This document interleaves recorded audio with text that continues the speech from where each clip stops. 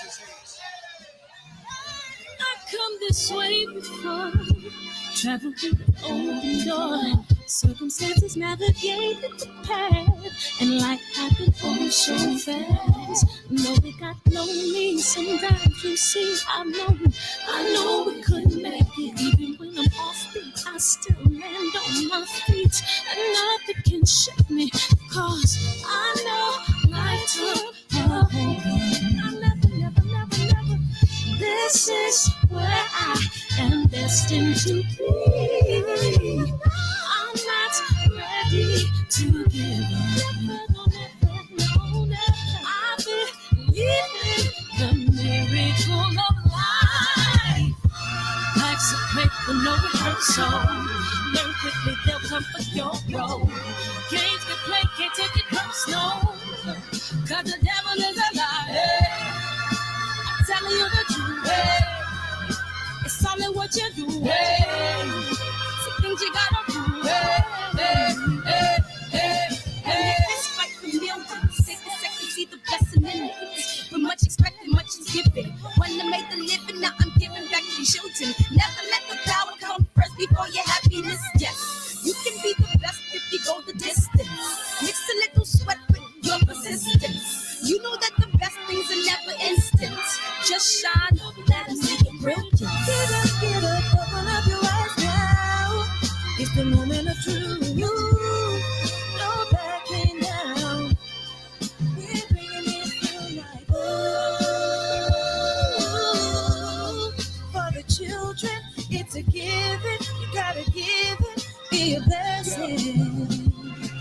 This my personal statement. Run the game like I'm aces. Learn to develop patience, determined to be the greatest. Yeah, bobbing and weaving, they changing up like the seasons. Indigenous to the grind, so I do it for all my people. Jabbing the competition, back up against the ropes. You fighting for recognition. I'm fighting just to promote equality where we lacking. Or cancer slowing our road. I'm confident we'll make it. We focus on common goals. Yeah.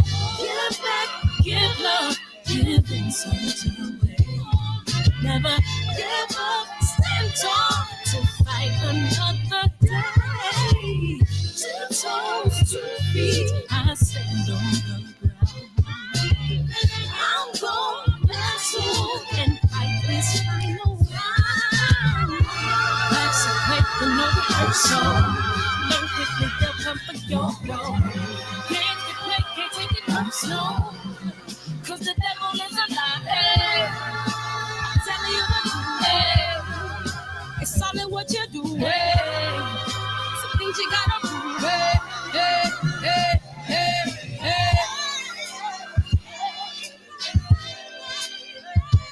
Hold up. I'm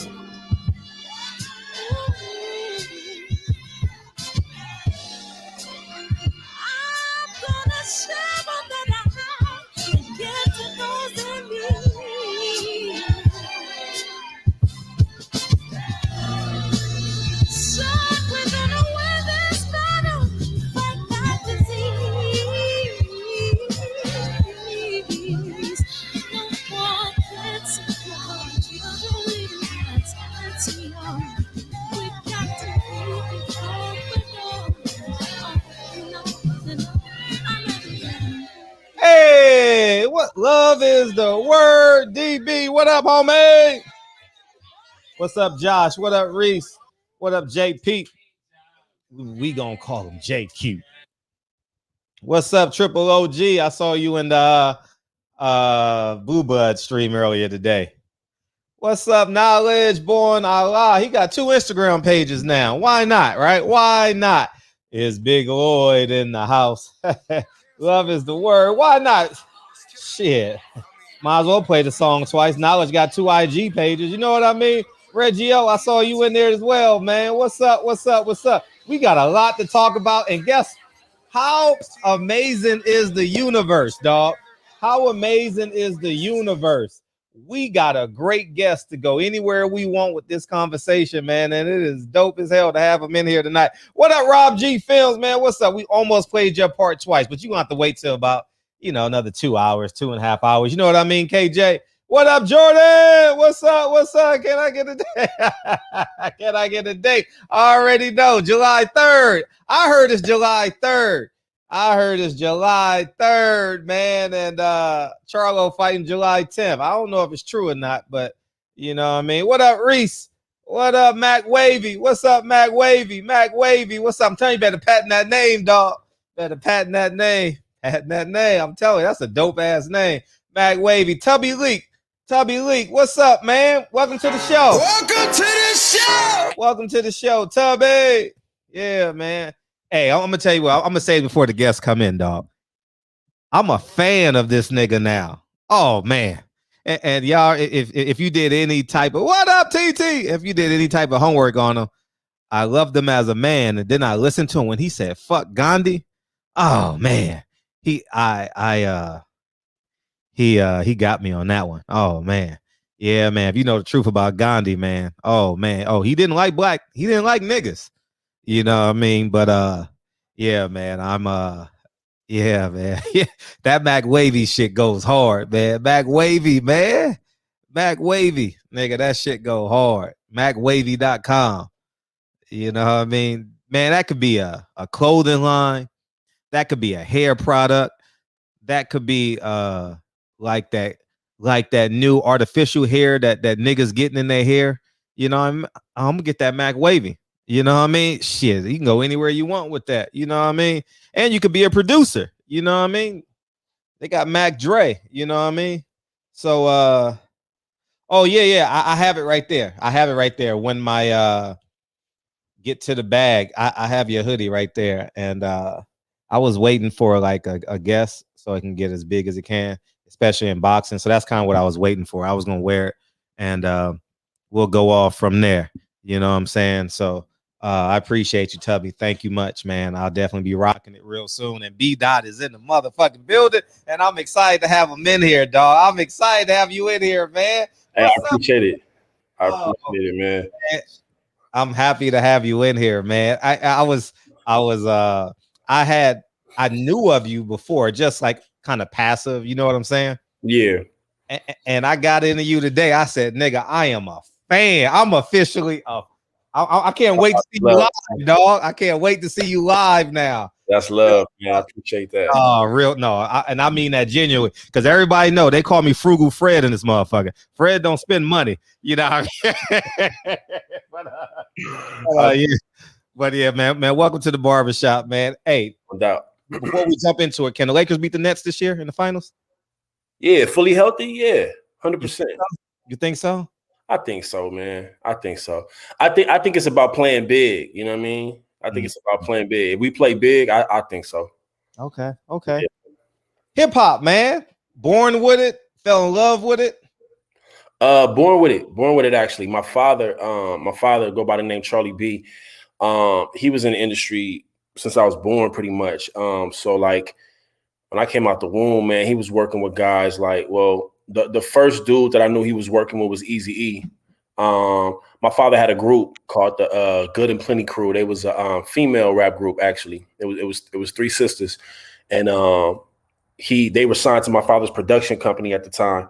And then Eazy-E was interested in them, and later on they got signed to Ruthless Records. So my pop started doing business with him. So yeah, man. That's where it started off for me. Eazy coming to the crib and all that. Oh, that's dope. Yeah, Eazy used to come to the crib, man, and then from there it went from Eazy. My pop started working with Ice Cube, Dr. Dre. So yeah, I'm a hip hop baby, man. Like I grew up in it for sure.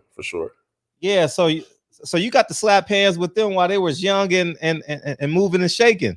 Yeah, and I was a baby. I was like 5, 6, 7, 8. You know what I mean? Like so for me, I was in awe. You know what I'm saying? I was a kid, so I can't remember like too distinctly, but I just remember meeting them. You know what I mean? I just remember them coming to the crib and stuff like that, you know? So yeah, I was inspired and influenced at an early age for sure.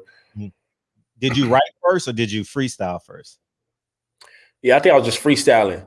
And I was a little hip hop, little pop locking, breakdancing baby too. You know what I mean? Like, you know, that's the early 80s.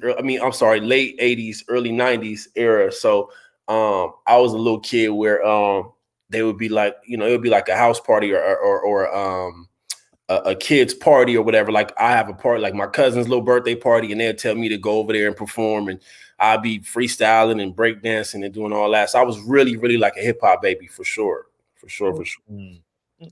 So besides that group, who are some of your early people you looked up to? And do you remember your first time freestyling? Yeah. Again, it had to be. It was at my cousin Tiffany's party. Yep. And I was rapping along to the Tribe Called Quest joint. You on point, Tip? All the time. I was rapping along to that, and I just started freestyling. And I don't know. I had to be. I don't know. Anywhere between 6 to 8 years old. You know what I mean? Anywhere between it. Can you hear that? Can you hear that little ding? Yeah, I can hear it. All right. I don't know. Yeah, they're gonna have to get you back later. You know what I mean? Nah, it's actually Patty trying to confirm that I'm. Let me hit her and let her know that. Oh, you got her. So same. Yeah, thing. yeah. It's my phone is connected to my laptop, so she's texting me, making sure I got the link, and I'm like, I'm good, I'm on. You feel me? But we call her PPD in the shop because she kind of cool, you know. She got a little bit of swag, you know what I mean? Patty is when she goes out to the valley and shit, you know, when she got to go. okay, when she got to come my way. I get it. I feel it, bro.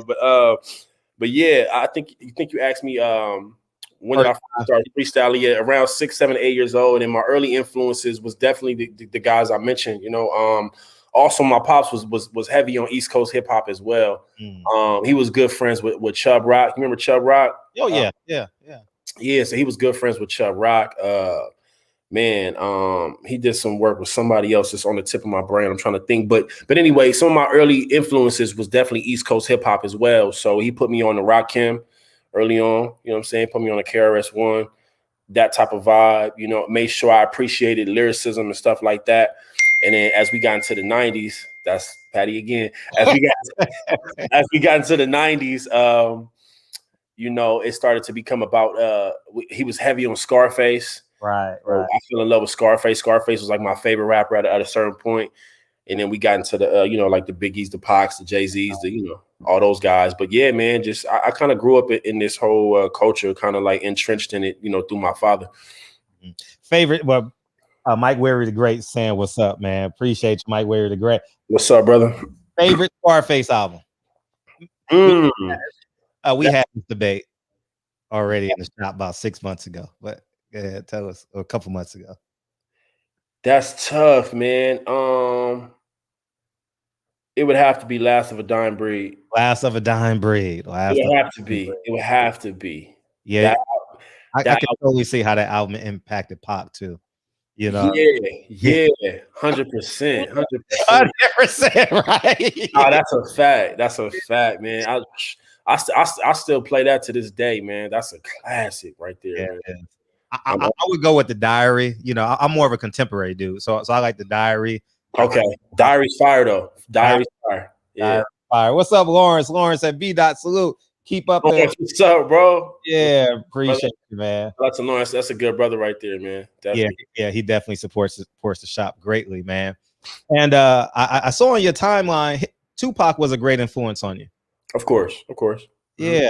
Why? How? Just his vulnerability, his passion.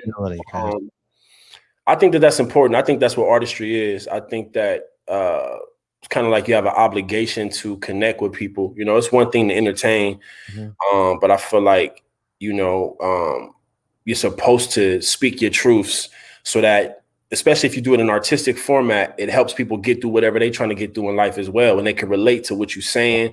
You know, you making it digestible, you making it applicable to life just through the art form. You know what I'm saying? So that was the first dude that hit me, even at a young age when I wasn't going through all the stuff he was rapping about per se, but I just felt him though. Like it still resonated with my spirit. So just early on, man, like I was just, still am just a Tupac, just a diehard Tupac disciple. Like, you know what I mean? Like, I just think he was one of them. He's a special dude.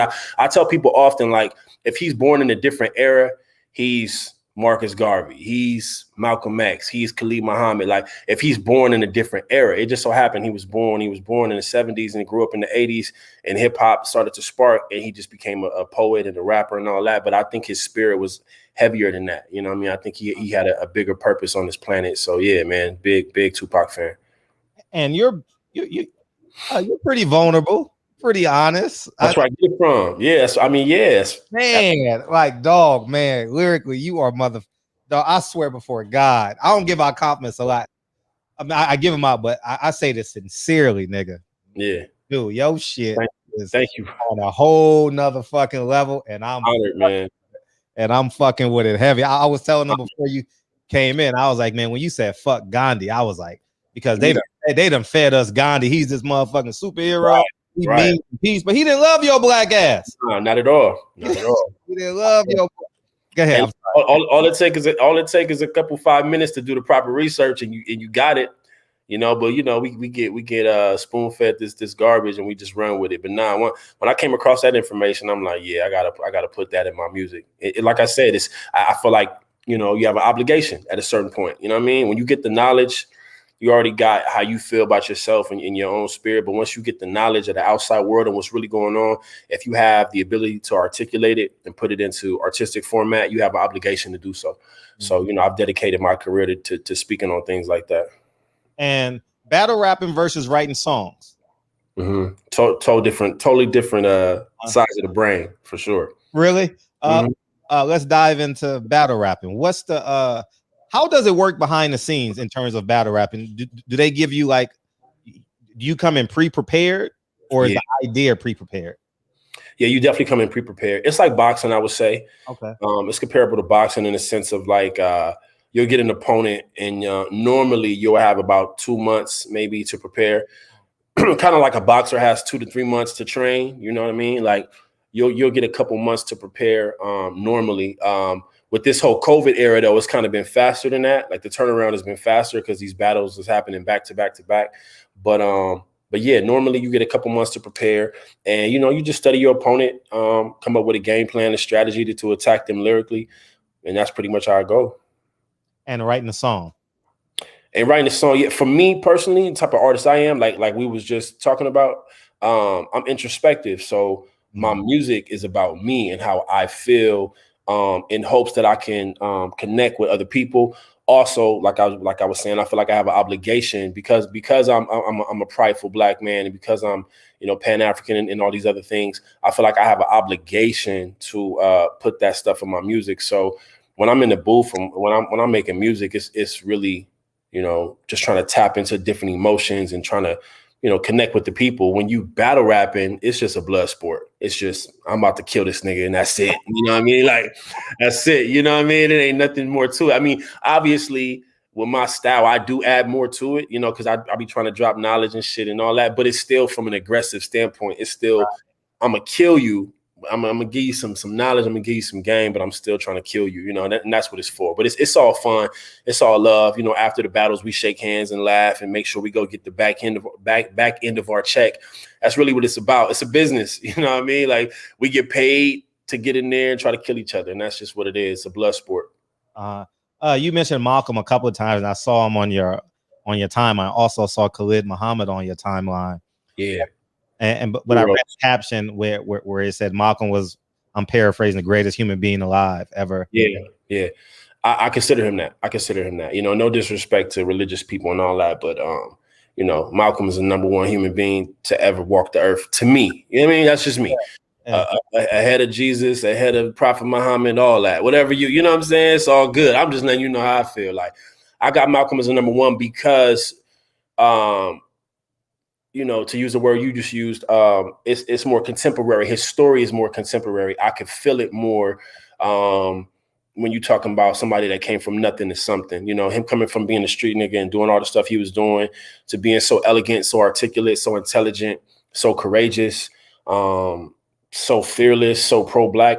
It's just a beautiful, beautiful story with an unfortunate ending, of course. But his life is just a beautiful, beautiful testimony to me personally. And I haven't come across anybody's life who I think is more interesting than Malcolm X's, for me personally.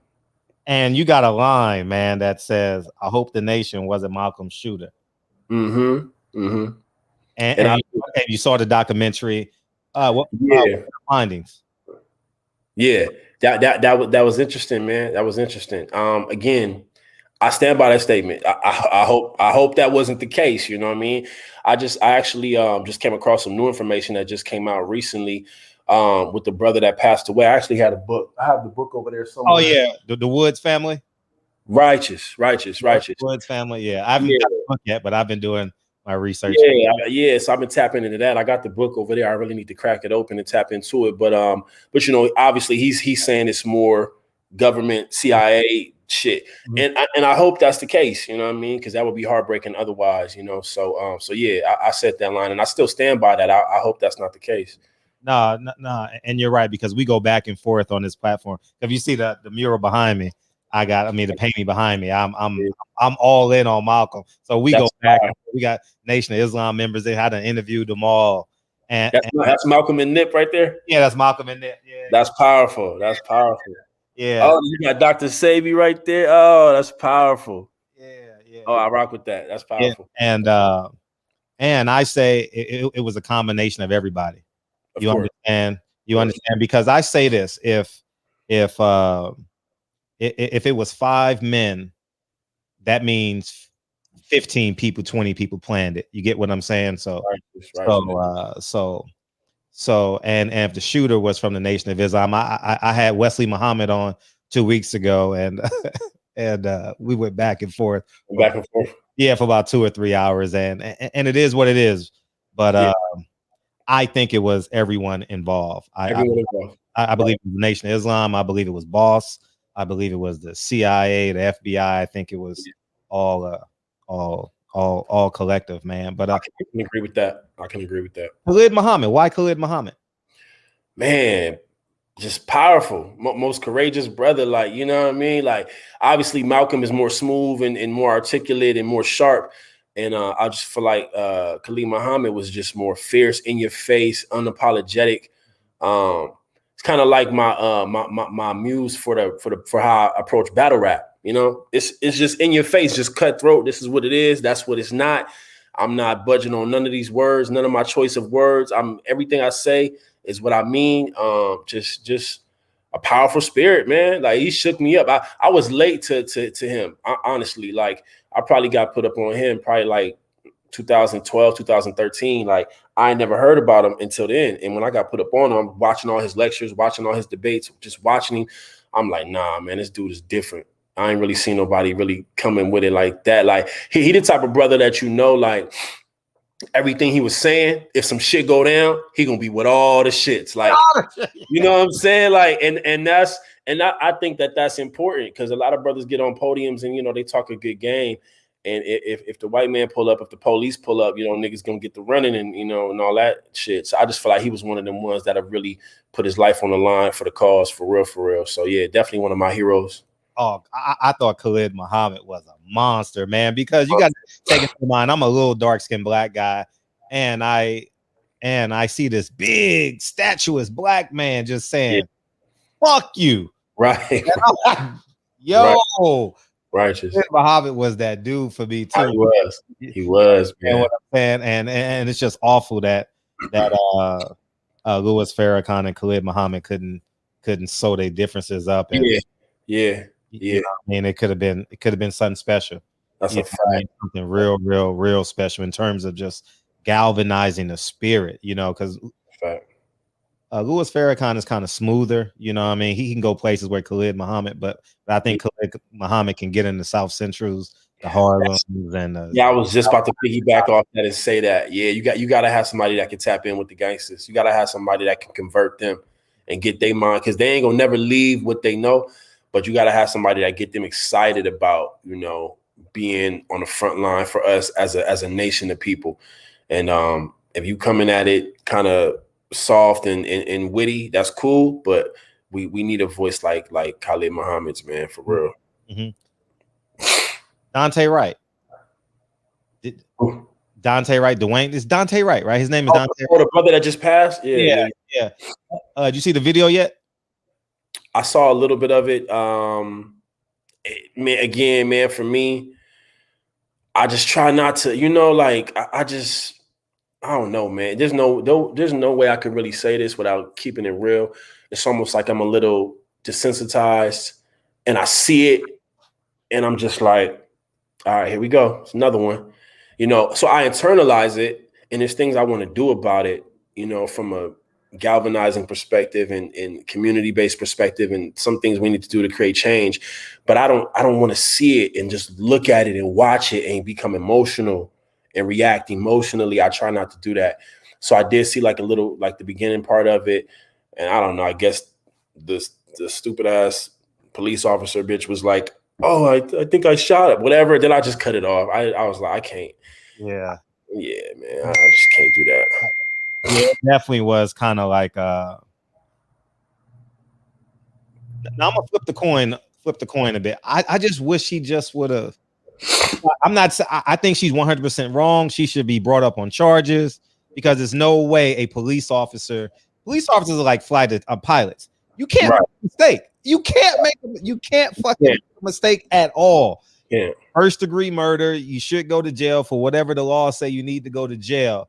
And when I look at his situation, I just saw it about an hour ago.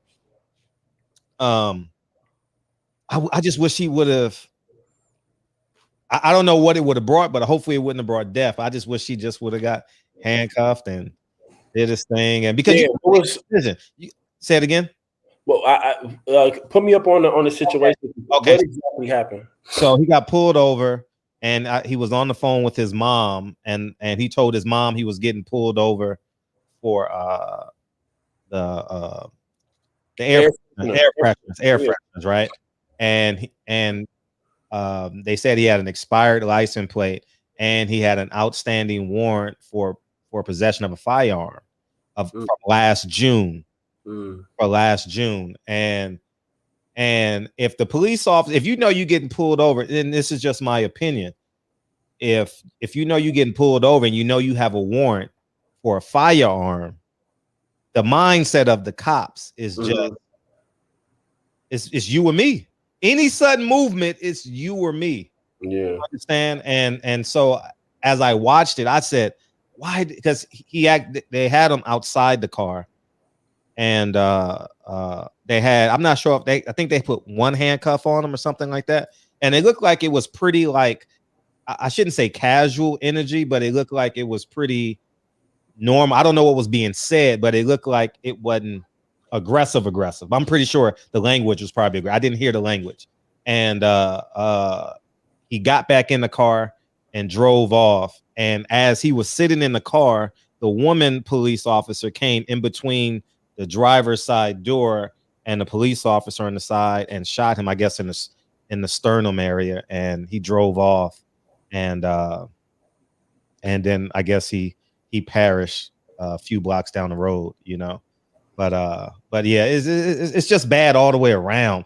For me, just being honest, you know, it's just bad all the way around. Like the fear of a black man getting pulled over, the anxiousness. Yeah.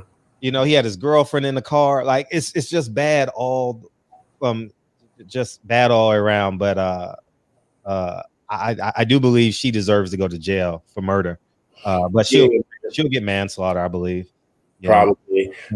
Like that's the thing about, like, so if you sign up for that gig, I just feel like you're not supposed to approach situations with anxiousness and nervousness, and you like that should be part of the training, you know what I mean? But again, in my opinion, you're dealing with devils, you know what I mean? You're dealing with people that already, you know, even if they saw you, even if they wasn't on duty and they saw you at the grocery store, they probably have preconceived thoughts about you, you know what I mean? And now you give them a gun and a badge, and their job is to detain you and all this other stuff, and they doing it all nervous and shit.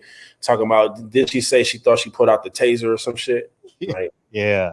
It's crazy. I ain't gonna lie, like I get spooked out. I be on some, you know, I don't really know what they know about me. You know what I mean? Like, honestly, right? Because I'm on, like, in my music and in my battles, like I'm on the forefront with how I feel, you know? So I'll be nervous as shit driving and see the police. You know what I mean? Like, I don't really, I'm not that big. I'm not big at all, but you know what I'm saying? Like, I just still feel like that.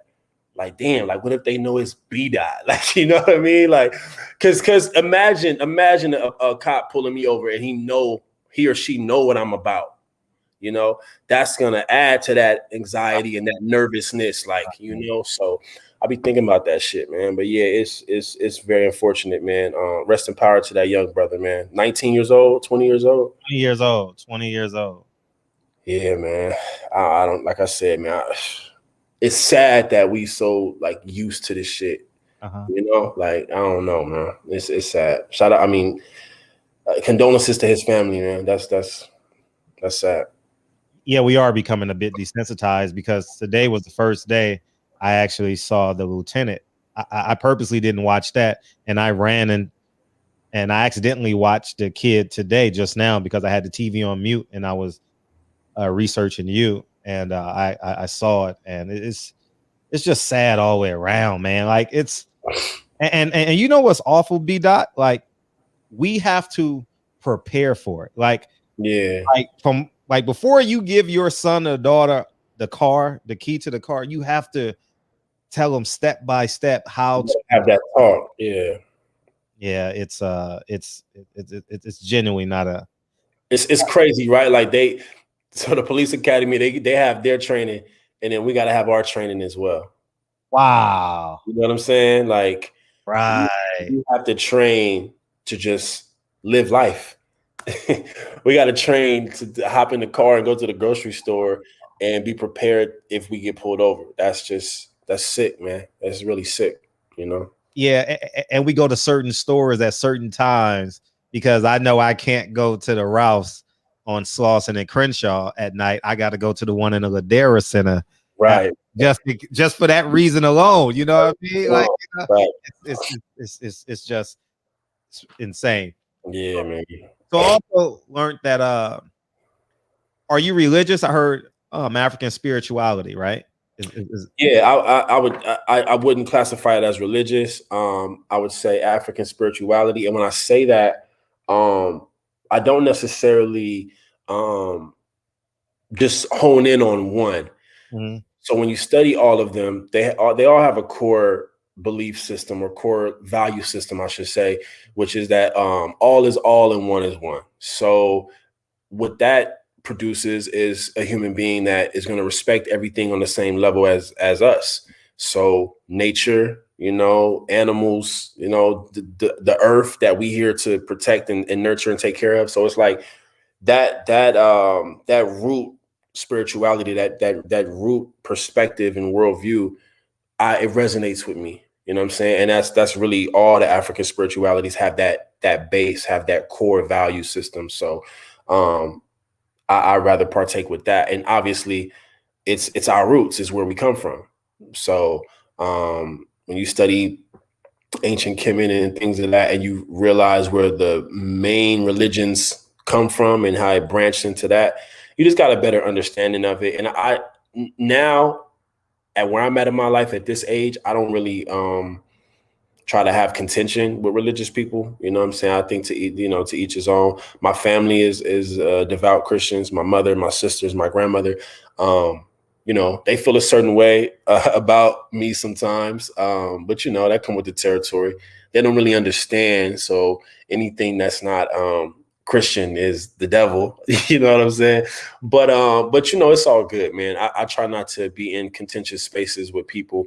I rather just come together on common ground. Anything that we can agree upon as Black people, I'd rather be there and, you know, fight the oppressor and fight the system together than sit over here and bicker about different religions, Christianity, Muslim, Judaism, African spirituality, Hebrew, Israelite. Like it's so much that ends up being more divisive than it is unifying. So I try to keep it on a peaceful level for the most part. Yeah. And you also said, I thought was pretty dope, I saw it on your Instagram, because I've had this same thought too, about when you said that no religious leader can make a man, it sparks the plug. Yeah. Mm-hmm. And you said that in relation to Malcolm and Elijah Muhammad, correct? Righteous. Uh-huh. I just personally feel like specifically with Malcolm, but also generally speaking, but specifically with Malcolm, I just kind of feel like I feel like you are who you are. I feel like it's innately in you if that's who you're meant to be. I do believe in purpose. I do believe in we're all here for a reason and everybody got to play their part. So I just believe that whatever time period you in, like how I was referencing Tupac. In the time period he was in, he had to be a rapper. In the time period that Malcolm was in, you know, the NOI, that was a movement during that time period. Marcus Garvey was Catholic and somewhat they say Hebrew Israelite as well. But it's like, it's just time periods and then information during those time periods. You know what I'm saying? So for me, now in the 2000s, I have access to the internet. I could do research. You know what I mean? I could tap into different things, and that helps me, you know, with where I'm at. So yeah, I just think it's about the time period he was in. He, in my opinion, he would have been a great man regardless, not to negate or knock anything per se, but I just feel like sometimes we let religion kind of like just undermine the person and the person's natural ability to, you know, be themselves and what's really resonating within their spirit. You know, I just kind of feel like he don't get the credit that he deserves. And again, this is me maybe talking biasly because he's one of my heroes, you know what I'm saying? But that's just how I feel about that. No, I definitely agree with you as it pertains to like a man is no God. A man is like it inspires you. So I wouldn't consider no man my God. Right. I would consider someone that inspires me, give me some words of wisdom, some encouragement, something to look forward to. But I can't go look at a man, whether you're Elijah Muhammad, Malcolm X, TD Jakes. I can't see you as a God. Righteous. And I think like I just and I think like around about that time, I think Malcolm realized that God is like is not a human being per se. Yeah. You know? And I think and especially when he had that conversation about him about the wives and stuff, I think it came full circle with him. And obviously when you got a man that's a God versus a spiritual being a God, and you know, it all collided, and we know the rest of that. Well, we all know the rest of that story. But you're elevate. Why elevate? Elevate. So I had an album called Elevation back in 2013, and that was the beginning of my journey. So the years of like 2010, 2011, 2012, I was starting to go on my conscious journey, my woke journey, whatever you want to call it. Like I was starting to read more. I was starting to delve into different teachings, trying to find my way, you know, really. And I don't know, the word just stuck with me. First was elevation, you know, with just the concept of it, just the word, like going up, you know, reaching new heights, you know, going above the bullshit, going above the negativity, kind of just a word like that. And so at the time when I was creating my album, it kind of just like really exemplified what I was going through personally and spiritually. And so I just put it in the art, you know what I mean? And so the truth is, it was elevation. And the label I was signed to at the time, we was printing up stuff, and we just kind of like all felt like, man, elevation is too long of a word to be putting on hats and t-shirts. So, you know what I'm saying? Like, so just to keep it a buck, like that's how elevate came, because elevation was just too long.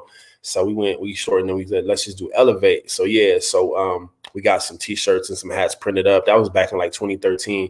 And then me and the label kind of folded, so things didn't work out. But I just continued the movement just in general, because it was me. It was what I was going through, like as a man and as an artist. So I just figured I might as well just keep this and keep running with it. So yeah, I just been pumping that brand ever since. And as of late, with my battle rap success, I've been able to, you know, sell merchandise and sell clothing, you know, promoting this lifestyle more than anything. Because it's not really like the stuff I sell is like some, you know, high fashion type of stuff. It's just, you know, t-shirts and hoodies, just normal stuff. But I think people are more so buying into the lifestyle and what it means, like the worldview, the perspective, like what I represent more than anything. I think people tap into that the most.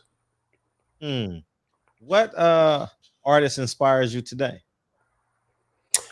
Oh man, I hate to sound cliche, but it gotta be rest in power to the brother Nipsey, man. It really has to be Nipsey today. I think that he did exactly what you're supposed to do when you claim that you're for the people, you know? I appreciate how he didn't have to see, like, unlike me, I'm gonna be like cutthroat and unapologetic within my music. Nip didn't have to be that way within his music. He just showed improved after he got, the bread. After, like, he gonna rap about whatever he gonna rap about. It's still inspiring, don't get me wrong, but he's still gonna make entertaining music. But what he was able to do is take that money and take those deals, take whatever he could take, and then put it back in his community and try to help the people around him, sign his homies to his record label, put people in positions of power to succeed. So when I think about like stuff that I want to do, and somebody, even before his passing, somebody I was watching his moves, I was watching what he was doing, and I just thought it was incredible. Like, me and my bros, we was peeping how he was moving, and we was like, yeah, we need to do that. Like, we would always just be talking and be like, yeah, you like how Nip doing? You know how Nip got this and how Nip got, like, that's just how we would talk in conversation even before he passed. So, yeah, man, just another beautiful spirit gone too soon, and I just really love what he was doing for his community and for his people, and I think that that's the way to do it. If you got the bread to do it, I think that's the way to do it, 100%. What album from Nip? Yeah, what album you go to? Oh, man, it's a tie, man. It's a tie between Mailbox Money and Victory Lap. Victory. I'm the same way, man. But you know what? Probably, if I'm keeping all the way a buck, I probably got to say Victory Lap, because it was an album. It was a polished classic album from beginning to end. So if I had to really, really choose, I'll say Victory Lap. But I play all his records, all his mixtapes, all that. But I would probably say Victory Lap. No, Victory Lap is an absolute monster. Incredible piece of work. And I say this, it's gonna be album of the decade, or it's gonna be the number one. It just needs some more. It just needs more oxygen underneath his wings, man. Because when this generation grows up and gets their jobs, buy their houses, and have kids, and when they get in the car with their kid, and it's gonna be Nipsey, and instead of man, I'm telling you, that album is fucking the stuff he was saying gonna resonate forever. Nah. Yeah, incredible production, incredible vocals, incredible lyricism. Like, yeah, man, he did that. He did that for sure. What's your thoughts on Kid Cudi? Did you see the pictures? Yeah, man. What the fuck was that about? I don't know. I just, dudes just be doing shit for shock value, man, and that's corny to me. It's almost like, bro, like, it probably be, I don't want to say I would respect it more, but like, I'll be like, okay, you gay, so that's why you did it. You gay, all right, cool. But he not gay, right? So it's like when he's gonna be asked about it, he's just gonna say something stupid, like, you know what I mean? So you playing with that just for shock value and just to get some eyes on you. You know what I'm saying? Like, it would almost be better off. I hate to say it like this, but it would almost be better off if he was gay, because then we could be like, oh, you gay, that's why you wearing whatever, that's your deal, like, you know what I mean? But then just to be doing it, to be playing around, and I don't know, I'm not cut from that cloth, bro. I can't tell you what that man think. I'm not a fan of his ever. So yeah, you know what I mean? Like, he just don't register with me. I never listened to his music, apparently people like him. I don't know. It ain't my cup of tea. Nah, it's no way is my masculinity for sale. At all. No, at all. Like, we talk about that, like when, like, I'm real casual and stuff like that. But if you attack my manhood, I'm coming at you how a man is supposed to respond to you. You understand what I'm saying? And DB's in the building. The co-host is in the building. What's up, DB? Salute. What's up, family? How you feel, man? Beat out in the building. What's up, brother? How you doing? Oh, man, I feel like $1 million, man, with $3 in my pocket. That's right. Yeah. I was, I'm from Los Angeles, man, and I represent South Central to the fullest. And I was real delighted, man, to see you and Daylight get down. Yeah. That was good, man. What was the feeling like? Because I know he's been in the game for a while, and he's pretty legendary at it. You know what I'm saying? So what was your feeling going in? Like a idol turn into rival, or what? Yeah, something like that. You know, something like that. Definitely.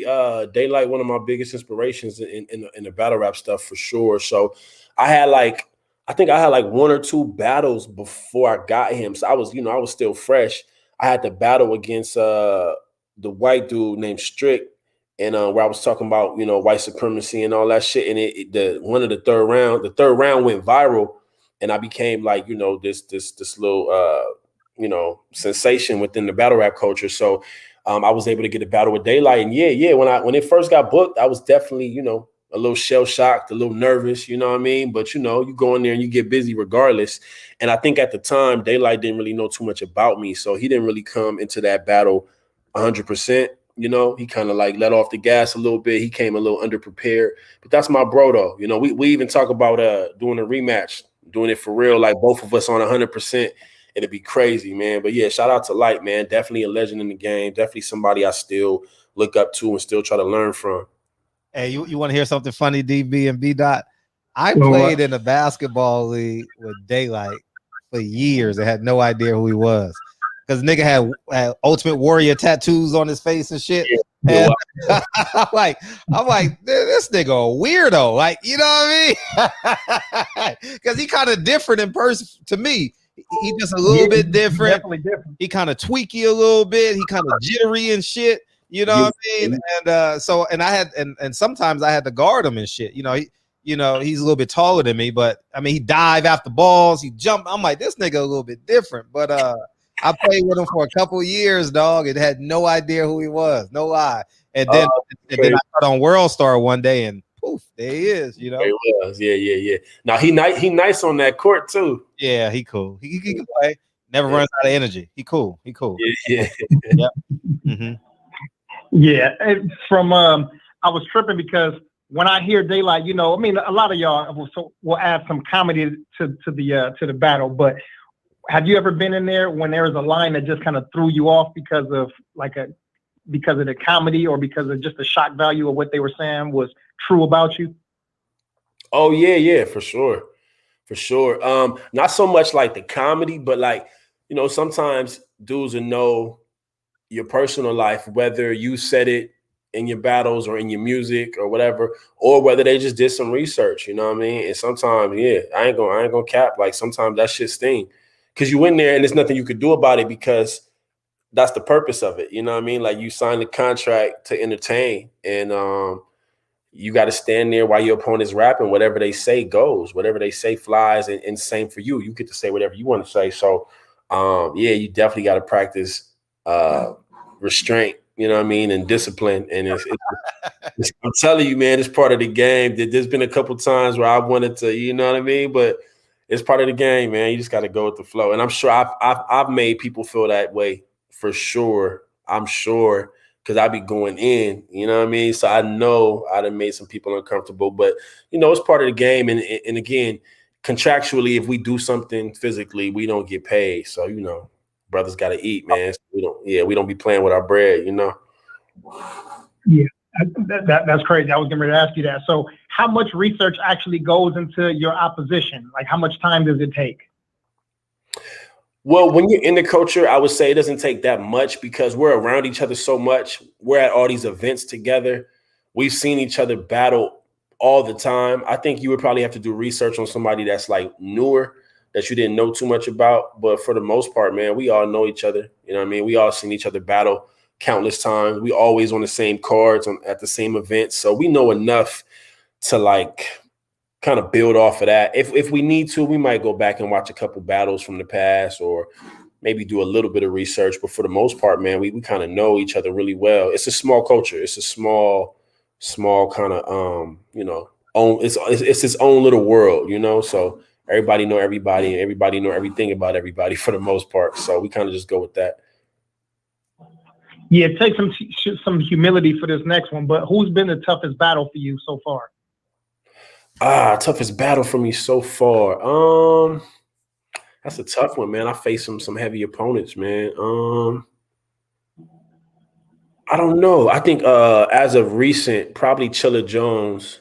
As of recent, for me because I'm a writer's writer. Like I'm super. Or at least I attempt to be super lyrical. So when I hear somebody that I feel like is either on my level lyrically or potentially doing a better job at being lyrical to me, that kind of like, that'll shake me up. That'll make me feel like, damn, this nigga kicking my ass right now. Like that'll do it. You know what I mean? So I think the last time I kind of felt like that was my battle recently with Chilla Jones, which happened in December of last year. But outside of that, man, I done had some wars, man. Shout out to all of them. I done had some wars. It's really hard to say, but as of recently, I would say Chilla Jones. And who would be the toughest person to prepare for in the future? Loaded Lux. Loaded Lux is legend. Yeah. Legend for sure, man. Incredible, brilliant writer, brilliant thinker. So if I ever were to battle him, it would be a couple things happening. Obviously, we trying to outwit each other and trying to be better lyricists than one another. But also there's this game of, between me and him, it would be a game of who's going to drop more knowledge. You know what I mean? Or who's going to really be for the people, who really going to speak for our plight. So it would be a lot more into that battle. It would be very difficult for me to prepare for that, for sure. Definitely. Shout out to the legend. DB, let me get the super chat real quick. Hey, go ahead. Do you still plan to retire when the big crowds return? Nope, because it's going to be bigger checks. Oh, man. I think I might have said that one time in an interview and people kind of just ran with it. But no, I'm not going to retire when big crowns return. I think that now my name is known enough within the culture to where when the crowds do return, I think they'd be more receptive to my style. And I'm not sure if you're privy to like this whole conversation, but what he's talking about is the fact that now that it's COVID, there's no big crowds, these big ass venues with thousands of people and whatnot. It's really a small setting, like literally 10 at the most, 15 people maybe. And so for lyricists like me that rap with a rapid fire pace and super duper heavy layered entendres and things like that, we're able to shine a little more now because people are really listening. It's more of a focal point. And so with the bigger crowds, that gets lost in the sauce, and it's more about entertainment and who can be like more theatrical and all that. So I think I might have said in an interview before that I was going to fall back when the crowds come back, but nah, man, they paying too much. I can't do that. My brother Birdman in the chat, he said, what's the difference between battle rap and spoken word? Oh, you know what, man? For me, no difference, man, to be honest with you.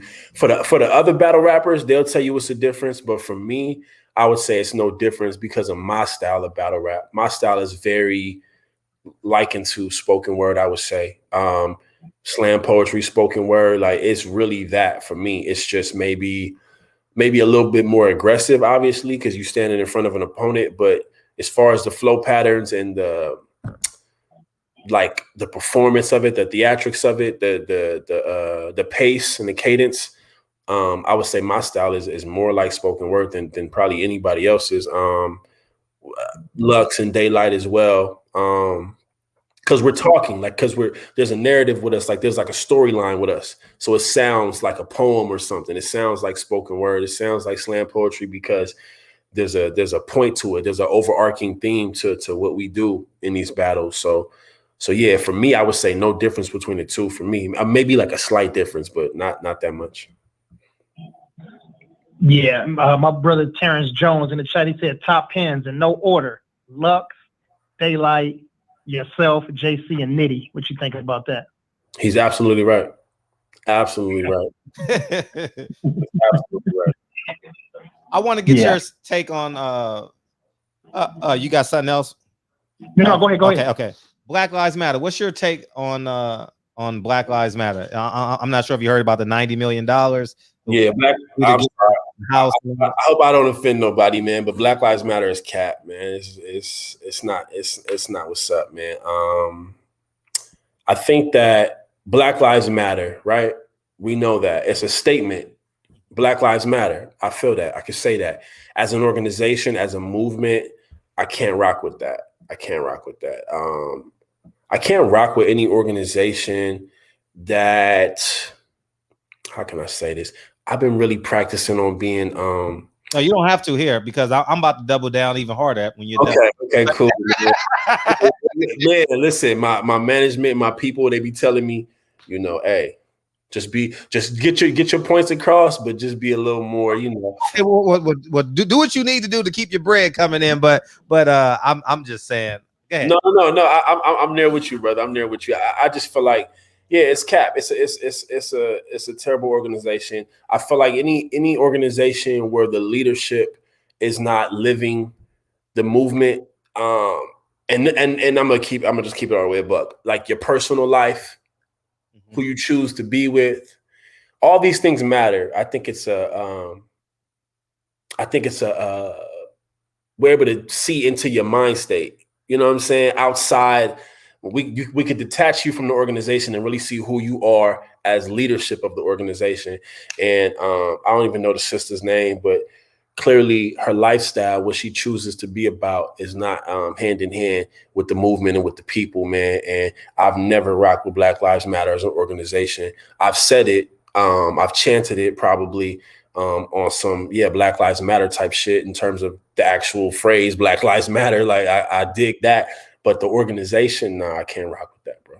No, I agree with you on that level. And I just think that you can't sell the mission to the statement. I mean, to the people that you're trying to fight against. You understand what I'm saying? Like, how can you make a deal with Warner Brothers and you're fighting against them? Right. You understand? Like, and how are you living in $1 million house and Trayvon Martin parents aren't? Righteous. You get what I'm saying? So at the end of the day, it would look a little better. I'm not saying this. I don't agree with it and where they're going, but Tamir Rice's mom needs to live in $1 million house. Right. Trayvon Martin, Mike Brown, and now the gentleman's family last night. These should be the people talking. Yes, because you have a big platform, you can wave your fan a little bit faster than some people, but at the end of the day, these are the people that are in pain every day. Right. You understand what I'm saying? And it just goes beyond me. And I'll say this too. It's just my first thought this morning was like, I don't know how you feel about this, but I was like, man, here comes Ben Crump. Right on time, huh? Right on time with his podcast. Here comes Ben Crump. Man. I can hear him gassing up that charter. You know what I mean? Like, he about to get a piece of this. He about to get a piece of this. Yeah, man. You know, I wasn't even privy to the brother, man, not till recently. And when I got put on, I'm like, I don't fuck with him. Nah. Man, he's different, man. He real different. DB, go ahead. No, he ain't different. Shit, he exactly what we think he is. Yeah, and he always gonna jump in to try to get a piece of the action. Whether that is justice or no justice for us, as long as his pockets get filled. Right. And his firm is getting some notoriety. That's all, you know. But shit, that's why we need people now, man. Listen, it's good for people who have talent, who can if you can catch a ball, or if you can throw something in the hoop, or if you can box, or whatever it is. If you got those kind of athletic talents, go for it. But if you don't, put the fucking video games down and get into law school, because we can't rely on people like Ben Crump to find justice for us. Right. Absolutely.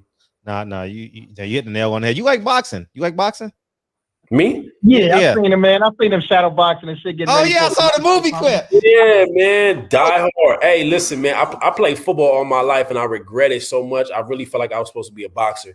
I feel like I was supposed to be a boxer, man. But I played football and I was really good at football. But I wish I could do it over. I would have been a boxer, 100%. Who's some of your favorite fighters now? I love Crawford. I love Spence. I love Canelo. I love What'd you say? Oh no, I just coughed. Oh, my fault. Who else I love? I still rock with Danny Garcia. Off the top of my head, that's all I can think of right now. But yeah, those is like my top 4 or 5. Yeah, for sure. Spence Crawford, who wins? Oh man, I think Spence, man. You think Spence?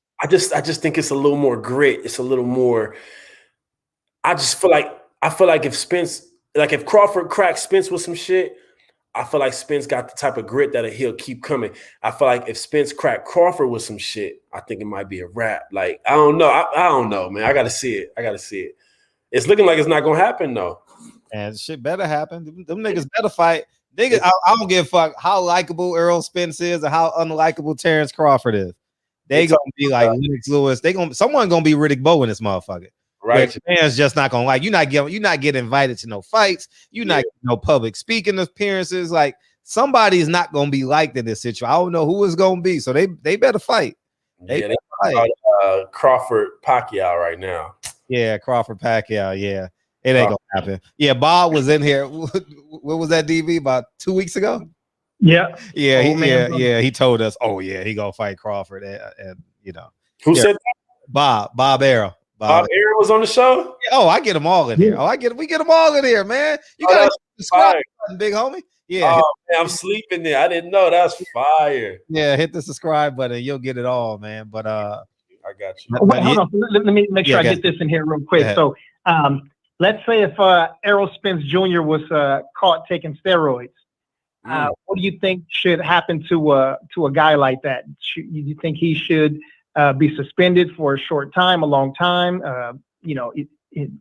indefinitely? Like, what do you think the disciplinary actions should be? I don't know, man. As an ex-athlete, man, I'm kind of cutthroat on that. You know what I mean? I'm kind of cutthroat on that. I don't know if suspended indefinitely, but damn.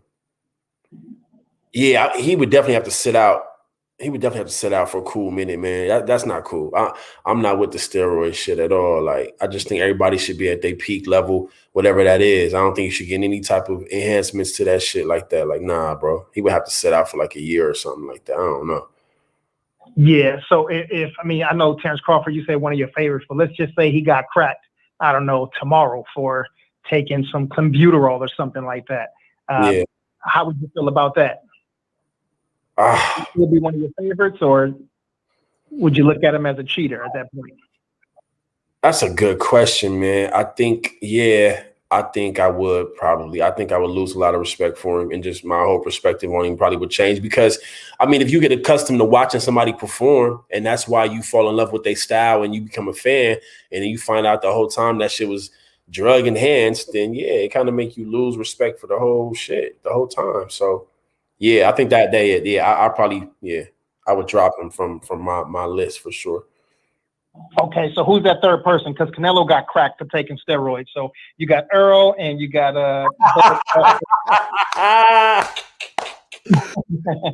Canelo really? Am I asleep? Yeah, Canelo got cracked. Yeah, February 18. This past February? 18. Wow. Yeah. He was taking some eating some dinosaur tacos down in Mexico. So, yeah. Dinosaur tacos. Damn. Yeah. All right, well, shit, man. Take Canelo off the list, then, man. We got Spence. Hey, I'm a man of my word. I didn't know that. That's crazy. I didn't know that. That's really crazy. Yeah. There's a young lion named Jerron Boots Ennis. He just fought this past weekend, and Did you ever get a chance to see him fight? No, I never heard of him. Okay. Yeah, you got to watch this dude, man. The boxing community is going crazy about this dude, man. He's got good. I mean, he's good offensively, defensively. He's got all of the head and feet movement. He got power. He's smart in the ring. Yeah, he's definitely supposed to be reckoned with at that same 147-pound division. So, Jerron, for me. I'm sorry. Jerron Ennis, Ennis. And what's your thoughts on Wilder? Overrated, man. Overrated? Yeah. I think the heavyweight division is just like, every once in a while we get a superstar, and we got one in him, and we just, believed in the hype. I just don't think he's a pure boxer. I just think he's a big dude that could throw hands a little bit, and get in there and get busy, but no footwork, you know what I'm saying? Like, no pure pugilist type of like skill set. It's just he got hands. He could throw them. But like, nah, I'm not a big fan of that. Who do you think wins out of Anthony Joshua or Wilder?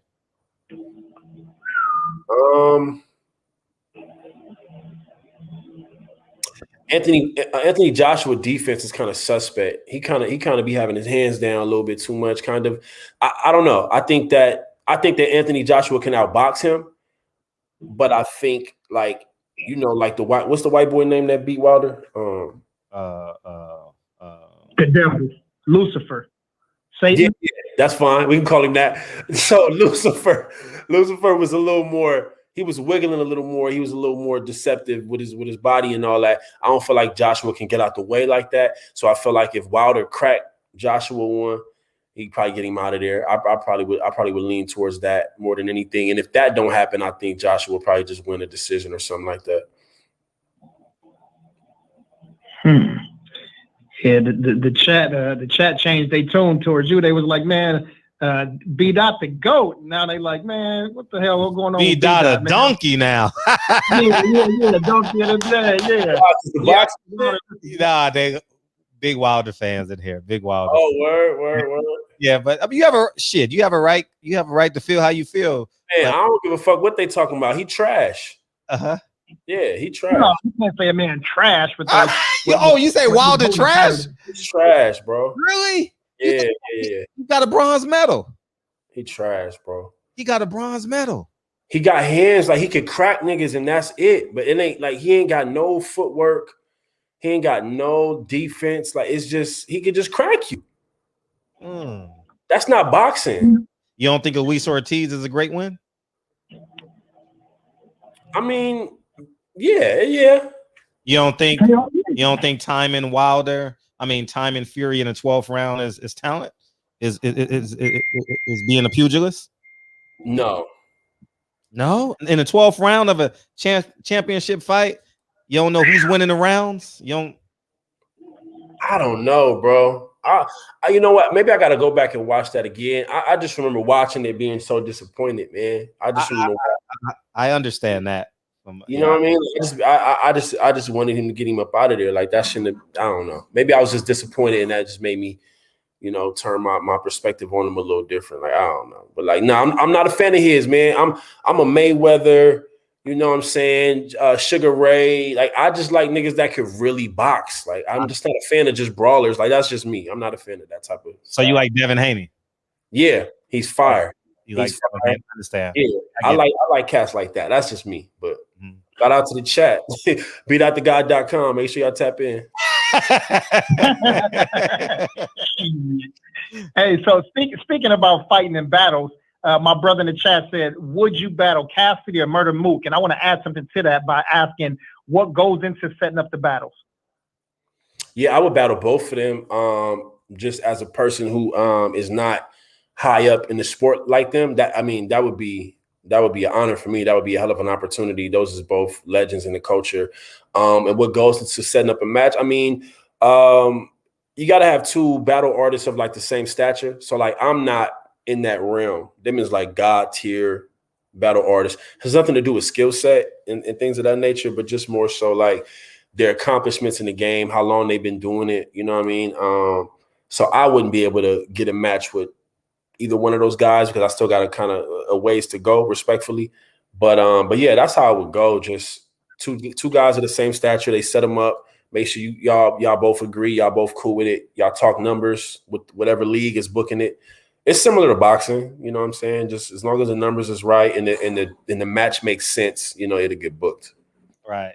We got a super chat. DOG215 said B. Wilder's for the culture. Yeah, for sure. And that's what makes it hurt. That's what makes it worse. That's why it's worse. That's why it's worse when a brother's for the culture and he get in there and get beat up by a white boy. That's why it's worse.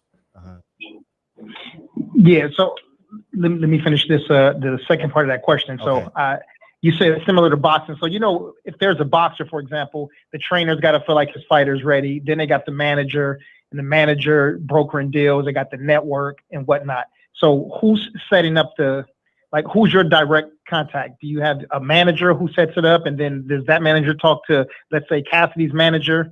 And are they, is there a network involved? Yeah, it would be similar to how can I put it? So it's a little different then because so there's battle rap leagues. So there's leagues and the leagues have owners. The league owners reach out to each participant. They reach out to B-Dot. Hey, we have an event coming up, you know, just throw a date out there, March, whatever. And we want you to battle Shotgun Suge. Here's what we're willing to pay you for this battle. You know, if you with it, we send you the deposit. We'll send you the contract, sign the contract, we send you the deposit. That's kind of how it goes. You could have a manager kind of broker your deal for you, just to keep your level of like, because there is a level of like community and friendship that goes along with this shit because it is a small culture. So a lot of the league owners we know, like as a battler, I know all the league owners and we cool. So if you don't want to mix business with friendships, you could have a manager step in between you two and kind of broker your deal for you on your end. But as far as like having a manager that speaks to, like if I was to battle Cassidy, a manager that speaks to Cassidy's manager, like nah, like his manager would talk to the league owner, my manager would talk to the league owner, and we kind of like work our deals on separate ends of the table. You know what I mean? Just make sure we agree, and then they make the match happen. All right. DB, Kyle wanna ask him a question. We're gonna get B-Dot out of here. What up? What up, Kyle? You want this? I had some great questions, man. But I gotta start off. I gotta kick it off, man. Shout out to you for coming on, man. Respect your grind, man. Respect what you do. Thank you. Rap. Thank you. All the slander must stop, man. You said what? We can't allow this type of slander of the great Daunte Wilder, man. Oh Jesus! Is this the Deontay Wilder? What is this? Is this Deontay Wilder show? This is right here, this Deontay Wilder family. Listen, y'all related to whose cousin? Who cousin is he? Your cousin? I don't know, J Rock. You like J Rock. That's what you look like, J Rock. You like J Rock. Yeah. So listen, man. You know, Deontay Wilder's off limits, man. Tyson Fury did cheat in that fight, but we're not gonna go there. I'm just gonna say Deontay Wilder's off limits. But give me, I need your top 5 battle rappers of all time. I gotta have those. Loaded Lux, Murder Mook, Hollow the Don, Disaster.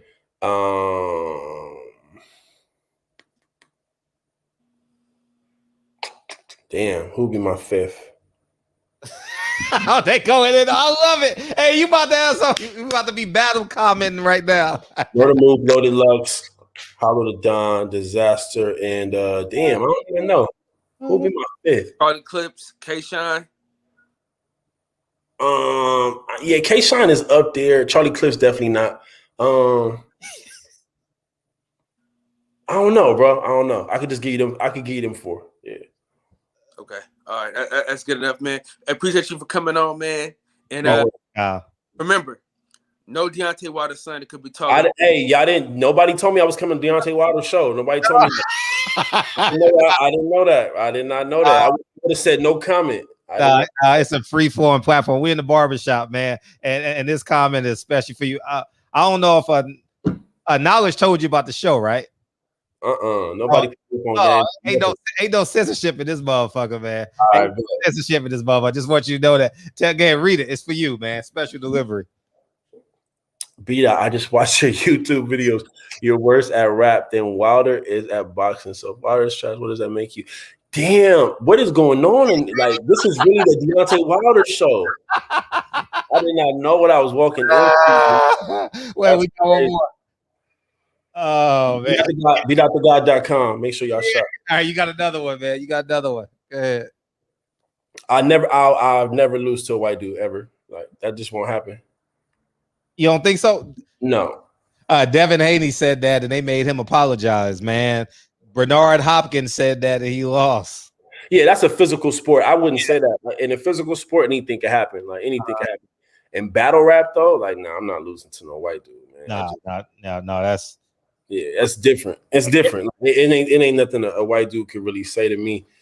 I got the advantage off top. Mm-hmm. DB? Yeah, I'm still gathering myself. Oh. The Deontay Wilder show. Have y'all had him on here? Oh, as many times as we want. As many times as we want. Yeah, but you know what? it's a platform. You know what I mean? Shit, nigga. Regardless, I'm gonna speak my mind. I think. Oh yeah. Wilder's cool. We've had his trainer on. Monday we got Mauricio Suleiman on. You know, he's a WBC president. So who is Wilder? I'm sure y'all know who is Wilder fighting next. Well, he's in arbitration to fight Fury for the third fight. Okay. You know, so hopefully that fight comes to fruition. And I'm glad you're able to roll with the punches. But these niggas really mean what they say, though. Hey, Jay Gibson, what's up, Bomb Squad? Salute. And Verb, not top 5. Verb could be top 5. Yeah, okay, that's what's up. B Rabbit would cook you. Man, go ahead. Listen, before you get out of here, I got these last two for you real quick. I saw something on your page about brother Khalid, Khalid Abdul Muhammad. What does he mean to you? And you speak on that. You just gonna overlook Malcolm, huh? No, that's secondary. I want to get to this first because if I say them both, then I'm messing with you, man. Go ahead, man. No.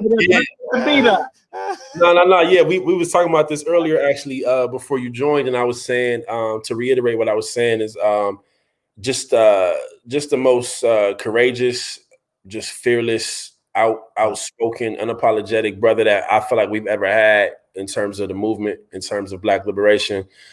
So he's kind of like my muse, you know what I mean? Like he helps me understand how I need to do it from an artistic standpoint. You know what I'm saying? Like just be a ferocious voice, just be unapologetic, just say what needs to be said.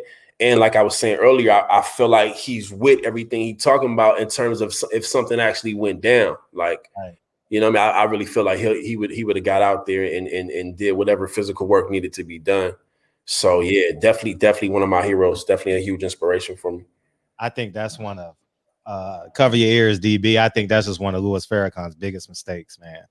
Yeah. You know, like how the hell can you not solace that relationship, man? You know what I mean? It just makes no sense to me. Go ahead, DB. Yeah, man. Well, you got to pour salt. But I saw you speak about a new covenant in at least one of your songs. I hear Brother Polite speaking about new covenant. What is that? I have no idea. What's I said it in the song? Yeah, you said in one of one of the freestyles. One of the freestyle. Oh yeah. I was talking about the biblical covenant. I said the ark of this new covenant. I forgot that was against Danny Myers. Yeah, that was against Danny Myers. That wasn't even in a reference to Polite's new covenant. So you would have to ask him, brother. Okay. No, I wanted to see if there was a connection of some sort. Nah, I mean, yeah, me and Pete was cool. I haven't talked to him in a minute, but nah, not a connection to where I could tell you what new covenant is. Nah. Okay, got you. And then my last thing, I know I'm gonna get you out of here real quick though, but I was gonna ask what B. Dot meant to the culture of hip hop and also to the Black community. So if you could finish yourself with that. What I mean to the community, from my perspective. Yeah. I don't know. I mean, I don't know. I couldn't tell you what I mean to the community. I can tell you what I attempt to mean to the community. And that is I attempt to be someone that feels like they have an obligation to the people. And it's my duty to do it through my artistry, to speak for us through my artistry, to never sell out, to never get up here and do things for checks. Everybody, there's a lot of rappers with talent, and everybody could choose to do what they want to do and rap for the money and rap for whatever. I just choose to rap for us. I choose to always say something of value, something of substance, something that matters for the people, man. And that's where I get my content from. Like I'm content with that. Like I'm cool with, at the end of the day, if I never become this big mega star, make millions of dollars, I'm cool with that as long as I did it for the people. What'd you think of Drake's song Elevate? It's a cool little jingle. It's a cool little. I like Drake though. I think Drake is talented. I ain't trying to shit on him, but yeah, It wasn't one of his better records, but it's a cool little jingle for sure. Man, we appreciate you coming on, man. Thank you for spending always, man. Man, you got to come back when Wilder announces next fight, man. You got to come back, man. Yeah, bring me on so I can talk shit directly to him. Yeah, you got to come back and be the heel. You got to come back and be the heel. Go ahead. So like we usually do with every hot spitter, man, going to spit some bars for us, some hot bars on your way out the door. Oh no, I can't do that. I get paid to do that, brother. Yeah. I get paid to do that, brother. Man, but we appreciate you coming on for sure, man. And no doubt, man. Appreciate you, King. Thank you, brother. Appreciate you, big dog. No doubt. Peace. What's up? Is he on the way out the door? Lock that motherfucker. Yeah. Nah, man. Yeah. Shout out to B, man, for coming through, man. Spending some time with us, man. He got bars, man, and yeah, he got dumb bars. Yeah, and he's an intellectual, man. You know, it's. I think sometimes, man, people come in from the side door, and people come in from the front door, and they see everybody in the living room, and they don't know how to address things. So sometimes people need to come in through the side door. You know, he heard the mainstream media and then the casuals saying something about Daunte Wilder, so he ran with it. There's no way coming up from, especially being from here, you know what I'm saying, growing up and you seeing squabbles and you seeing somebody getting knockout after knockout in devastating fashion, that you don't like that person. You know what I'm saying? Like it don't happen. Not only that though, but being a part of the community, and for Daunte Wilder, who means so much to our community and our culture, I think those two things alone right there, if he spent some time to actually to watch Daunte, that he would have changed his tune or had a different tune, period. But, everybody's entitled to feel how they want to feel. That don't mean we got to agree with them. Yeah. I mean, but everyone don't, like I tell y'all when y'all get on me, everybody in here loves boxing, man. Like, who the hell is losing sleep? Everybody in here is losing sleep right now. You know what I mean? So this is a unique, concentrated audience. Niggas ain't reading on boxing every day.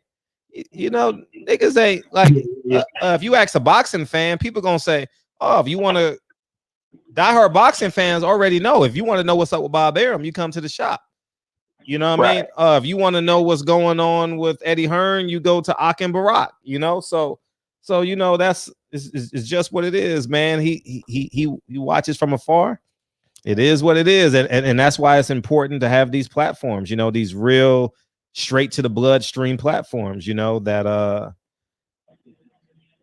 tells the truth consistently and is, just tells the truth, at least tell the whole story. He's not preview to the whole story. If you watch an ESPN and Showtime or whoever else, Fox, you're not getting the whole story. Fox ain't gonna say Fury cheated because they quite possibly want him for the third fight, or don't want him for the third fight. I don't know, but they ain't gonna say that.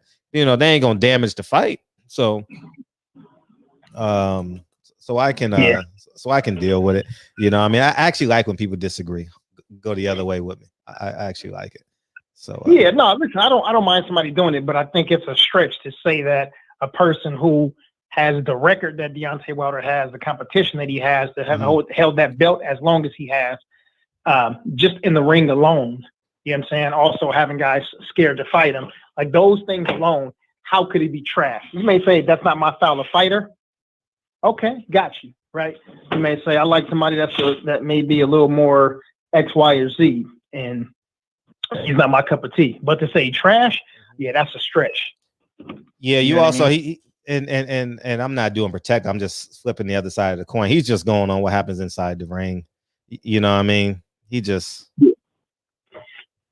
yeah. So I was talking about some hip hop, and I was getting ready to start going down the line. I know he spoke on Nip, but I was going to talk about Nip and Pac a little bit. But I'm like, after that Daunte Wilder statement, I'm like, yeah, I can't really? hear no more slander. Really? Really? Really what? I said, really? Like, I'm shocked that you're offended. No. I was saying I I didn't want to go into talking about Pac and Nip and then have some slander, any sort. Oh, like, him disagree? Like, oh, that's what makes it good. Disagreeing is different. I'm talking about slander. Oh, I mean, that's what makes the show good. Shit, I want a nigga to disagree with me. Shit, please, God. Please, guys. And speaking of disagreement, man, the Wilder Hater is coming in May 6th, man. May 6th, the Wilder Hater being here. May 11th, Jack Reese will be here. Speaking of Deontay Wilder and disagreeing. So, May 11th, Jack Reese and the Wilder Hater May 6th. So, I'm looking at the schedule right now. That's why I'm tilting my head. But, yeah, so. Yeah, shout out to Players Board in here. And shout out to S. Riddle. Just came in the building. So if y'all disagree with me, please, I need y'all to disagree. Maybe I need to bring in a Nation of Islam member, and please, I really need that. No, I had some more, but I didn't even realize the time. You know, like as I left, man, I had some late clients and shit. Like, oh, you did? Okay, beautiful. Yeah, you back in the gym. Yeah. Man, it's cracking too. But that's dope. But like leaving. I'm like, all right, cool. Like 8:30, like, hey, I'm out of here at 8:30. You know what I'm saying? Last time at 7:30. And then somebody walk in the door. And I'm like, oh my God, I should have locked the fucking door. And then somebody else walk in. I'm like, Jesus Christ, but you know, shit, that's business. I can't turn it down. You know what I'm saying? Somebody walk in with their ID and their credit card in their hand. Shit. Right. Yeah. Ain't nothing open in the gym. I'm closing everything. I'm closing doors, windows. I'm closing drawers. I'm closing memberships. I'm closing everything. So yeah, I got to put my salesman hat on, you know what I'm saying? All that. But I was driving, so, and you know, when I'm in the loud truck, that motherfucker, you know what I'm saying, got that engine, that motherfucker, so I could barely hear on the damn phone. Even when I connect this shit, I got to turn the Bluetooth on, and it should take too long. I'm like, I might as well just rush to the house and get this cracking. But B he got lyrics though, man. He got I'm a fan of his now. I'm a fan of his. I'm a fan. I'm a real fan of his, man. I can't wait to see him live. You know, like I really want to go see him perform. Kind of like how I liked the kid from Houston, Toby. Yeah. Toby dope as hell too. Toby's Toby dope. So, but yeah. Hey, Jamal on your head. He said, "Turn on that light, the barbershop light." Gotcha. Thank you, man. Thank you, Asian. Gotcha, big homie. Yeah. And I had some other questions for him too, but like I said, I didn't realize the time. I'm like, damn, it's already after 10 o'clock. Yeah, it was like 10:03, 10:06. Yeah. Especially, but you know, shit, when they on the West Coast, shit, he in the Valley. So. Yeah, he in the Valley, right? He spent some time with us, man. Yeah. No, but I think people would have warmed up to him a little bit more, man. Like after hearing the brother. You know, after hearing him talk and really saying his perspective on life and on our people and stuff like that. But you know, what'd you say, Mike Warrior Free just said that he got to fight later again? I don't think I don't think people that's not really in the boxing don't see Wilder as like a culture mover. I think they just see him as a fighter. Right. You know what I mean? Like people who just watch boxing on Saturday.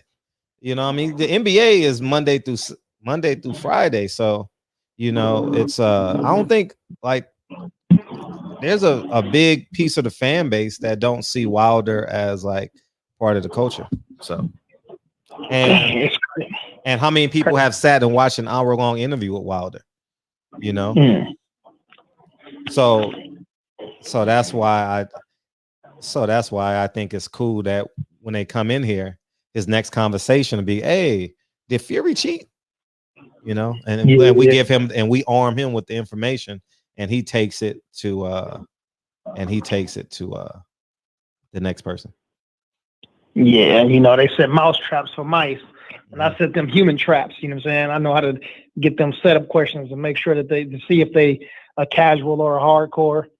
You know what I mean? And like after not knowing about the Canelo thing, I was like, all right, cool. This is toying with him now, just playing, just have some fun. You know what I'm saying? But yeah, man, I love having our brothers in here, man. You know, I can't wait for us to really be all at the same place, man, like in person, you know what I'm saying? And have some real barbershop talk, you know what I'm saying? At a barbecue or something, you know what I mean? Like we did a couple of years ago, and just wow, yeah, that's gonna be epic, you know what I'm saying? I love to have a conversation with the Wilder hater, like just, you know what I'm saying, like just sitting around talking, because he's a straight character. Oh, he's gonna be here on the 6th. Yeah. And having B Dot and shit. Who else from down here? Shit, Ananda. Damn, what's the cute little chocolate ball head one? V Bozeman. Oh, we gotta get her back on here. I gotta send you her number, PPD. Yeah. Glasses. You know what I'm saying? She bald again now too. She back bald, so you might like her. Yeah. She started. She was growing it out a little bit, and then had the little wig and shit. I'm like, nah, man, go back to that call head. That shit looks sexy. You know what I'm saying? Yeah, get your African Sinead kind of on. Yes, indeed, man. But yeah, brothers, go on and call in, brothers and sisters. Let's talk. Let's talk shop. Oh, you staying on? Chop it up. No, I'm gonna put something in my in my system real quick, and then I'm gonna get back in a minute. For sure. Okay. All right, peace. Peace. All right, PPD, you want to call in? And we'll open up the phone lines and go from there.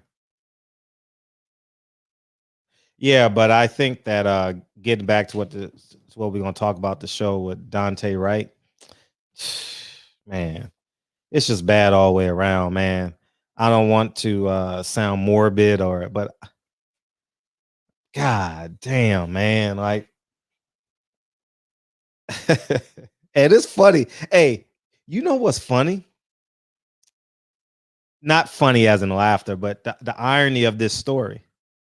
If the police captain had saw the video before they released a statement about her being scared, or they wouldn't have came up with that storyline. That storyline came out before they saw the video, I think. If they would have saw that video, they would have said, oh, it was a fleeing suspect, and he had a warrant. He had a warrant for an unlicensed firearm. So that would lead us to believe that he's jumping in his car trying to get a firearm. So I think that she should be brought up on charges. The kid was, I mean, I hate to say the kid was wrong, but God damn, in this climate, I don't want to sound like I'm choosing sides, but you got to make a decision. When you get pulled over by the police, you can't be 50-50. You can't have and then you can't be 50-50 when you have someone else in the car with you. You understand? Man, it was just a small, man. I don't know how small or how big it was. It was a misdemeanor warrant, so he would have been in jail for 3 days. What was that, Sunday? Today is Monday. He would have went to court tomorrow. I don't know what the judge would have gave him. They probably would have kept him.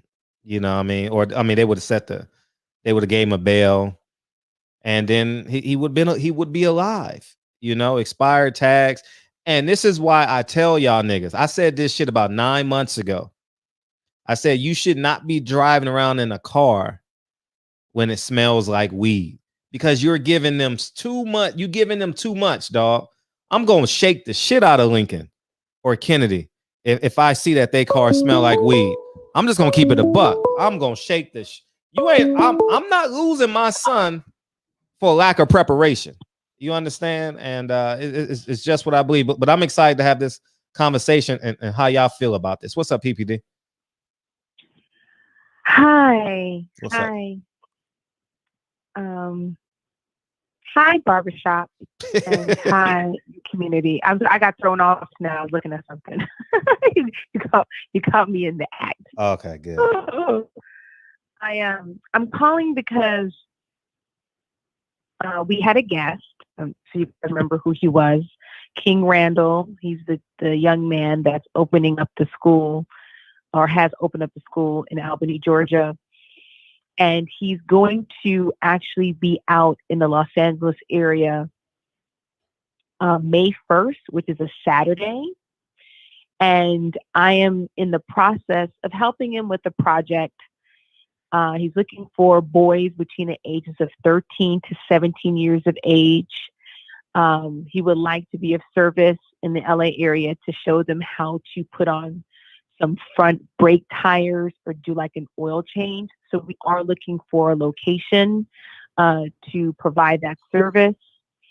And he's also going to donate the tools to a young man so he can continue and pay it forward to the community though too as well.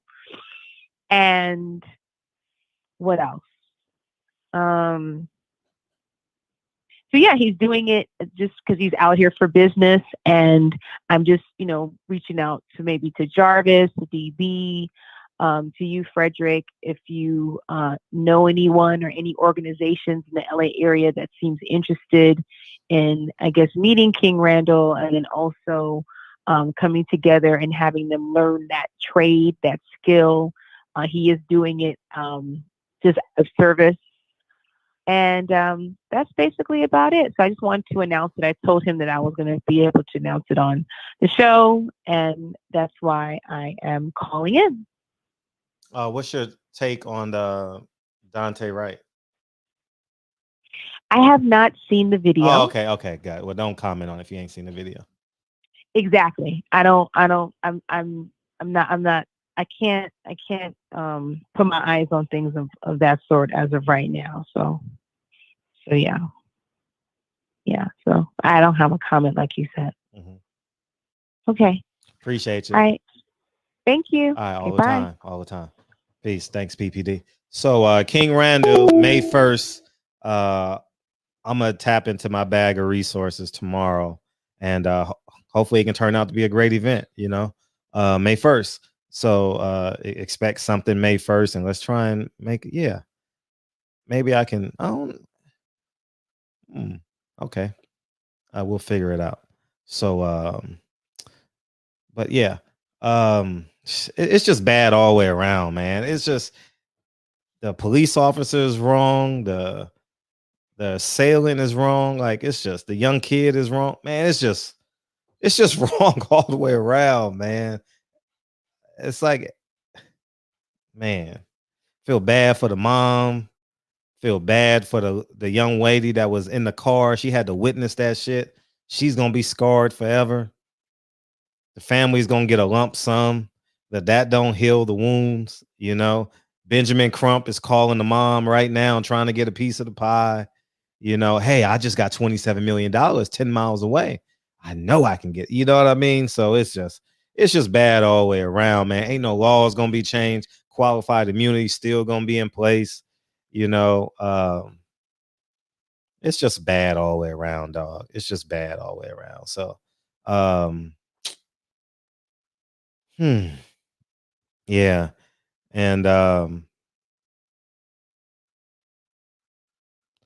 yeah, man, it's just, and the video was, yeah, the videos, and I actually saw it by accident. I had no intentions of watching the video, zero intentions. It just came on while my TV was on mute. Yeah, it's just sad. It's just sad all the way around, man. It's hard to, in this climate, it's hard to go 100% hard on the kid, man. It's hard, man. In this climate, but wrong is wrong and right is right, man. Go sit down in jail for 2 weeks, man. Get out. It was a misdemeanor bench warrant, man. You know what I mean? The resolution, I mean, qualified. I mean, the resolution, definitely she should be brought up on because she didn't do her job. She thought the gun was a taser. I mean, she just failed as a police officer. She should be brought up on murder charges because the barometer got to be set high. The barometer can't be set low. The barometer can't be, oh, well, it was a mistake. Let's charge it to the game. we gonna give him this tax dollars money, and that's the end of it. You understand what I'm saying? Nah, she should be brought up on charges, on murder charges, because she was wrong. The young man was wrong. And he's deceased, so he can't be brought up on charges. So she's gonna go to court, and the family's gonna get a lump sum of cash. That's the end to be all, man. So that's really what's going to happen. But it's just fucked up all the way around, man. When you hear the police officer say, "I thought it was my taser," and then you see the young man complying, and then he doesn't comply. Man, it's just, you got a young woman in the car. She ain't driving in your passenger seat to potentially lose her life. You know what I mean? So everyone's at fault. No one is right in this whole situation. No one is right. You know, so everybody's, in my eyes, the two people are wrong. You know, the two people. The female police officer and the assailant, the young black man, you know, and it's just a hint of frustration. You know, I hate to be pragmatic in an emotional time, because I know how emotional people can take me being pragmatic. Oh, you're senseless. Oh, you're this, you're that. No, I just want to be I just want to tell y'all the truth. Have a decision. Make a decision before you get pulled over. You know what I mean? If you're going to be compliant, be compliant. You can't be 50-50 with your compliant, man. Listen, I'll say this. If you are on the run for murder, if you are on the run for a heinous crime, yeah, but a misdemeanor, come on, man. I'm just being honest. I'm not coming down on, I'm speaking to us as a community. Okay? Okay? Oh,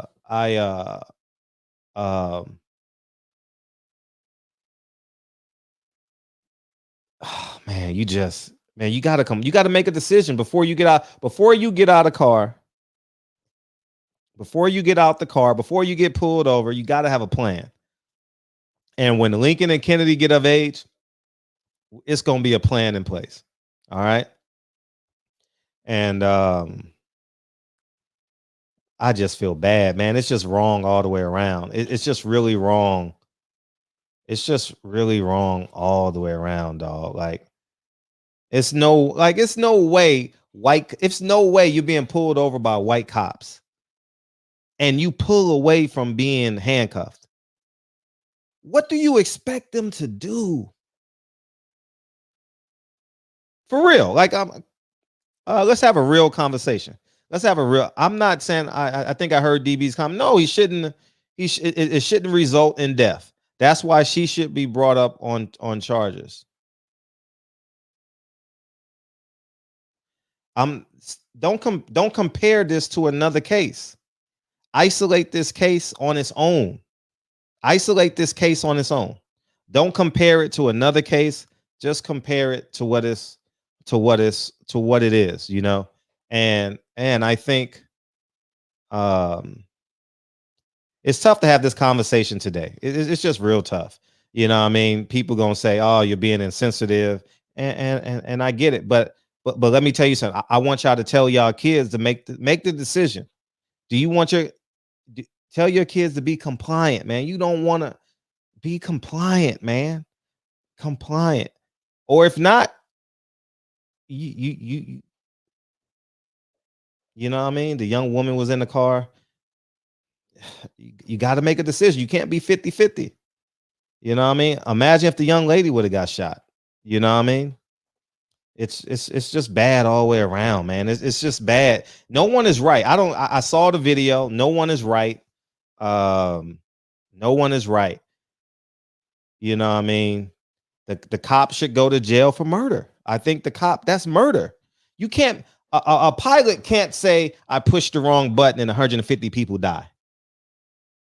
You understand? I put in the wrong coordinates. I put in the wrong coordinates. I'm not staying away from this topic. That's why we're in the barbershop. If hang up, you go somewhere else, Mr. Vegas. We don't come in here tonight. I'm not staying away from shit. I'm talking about this because because this is our life. We are black. They are our oppressors. They are police officers. They are in charge.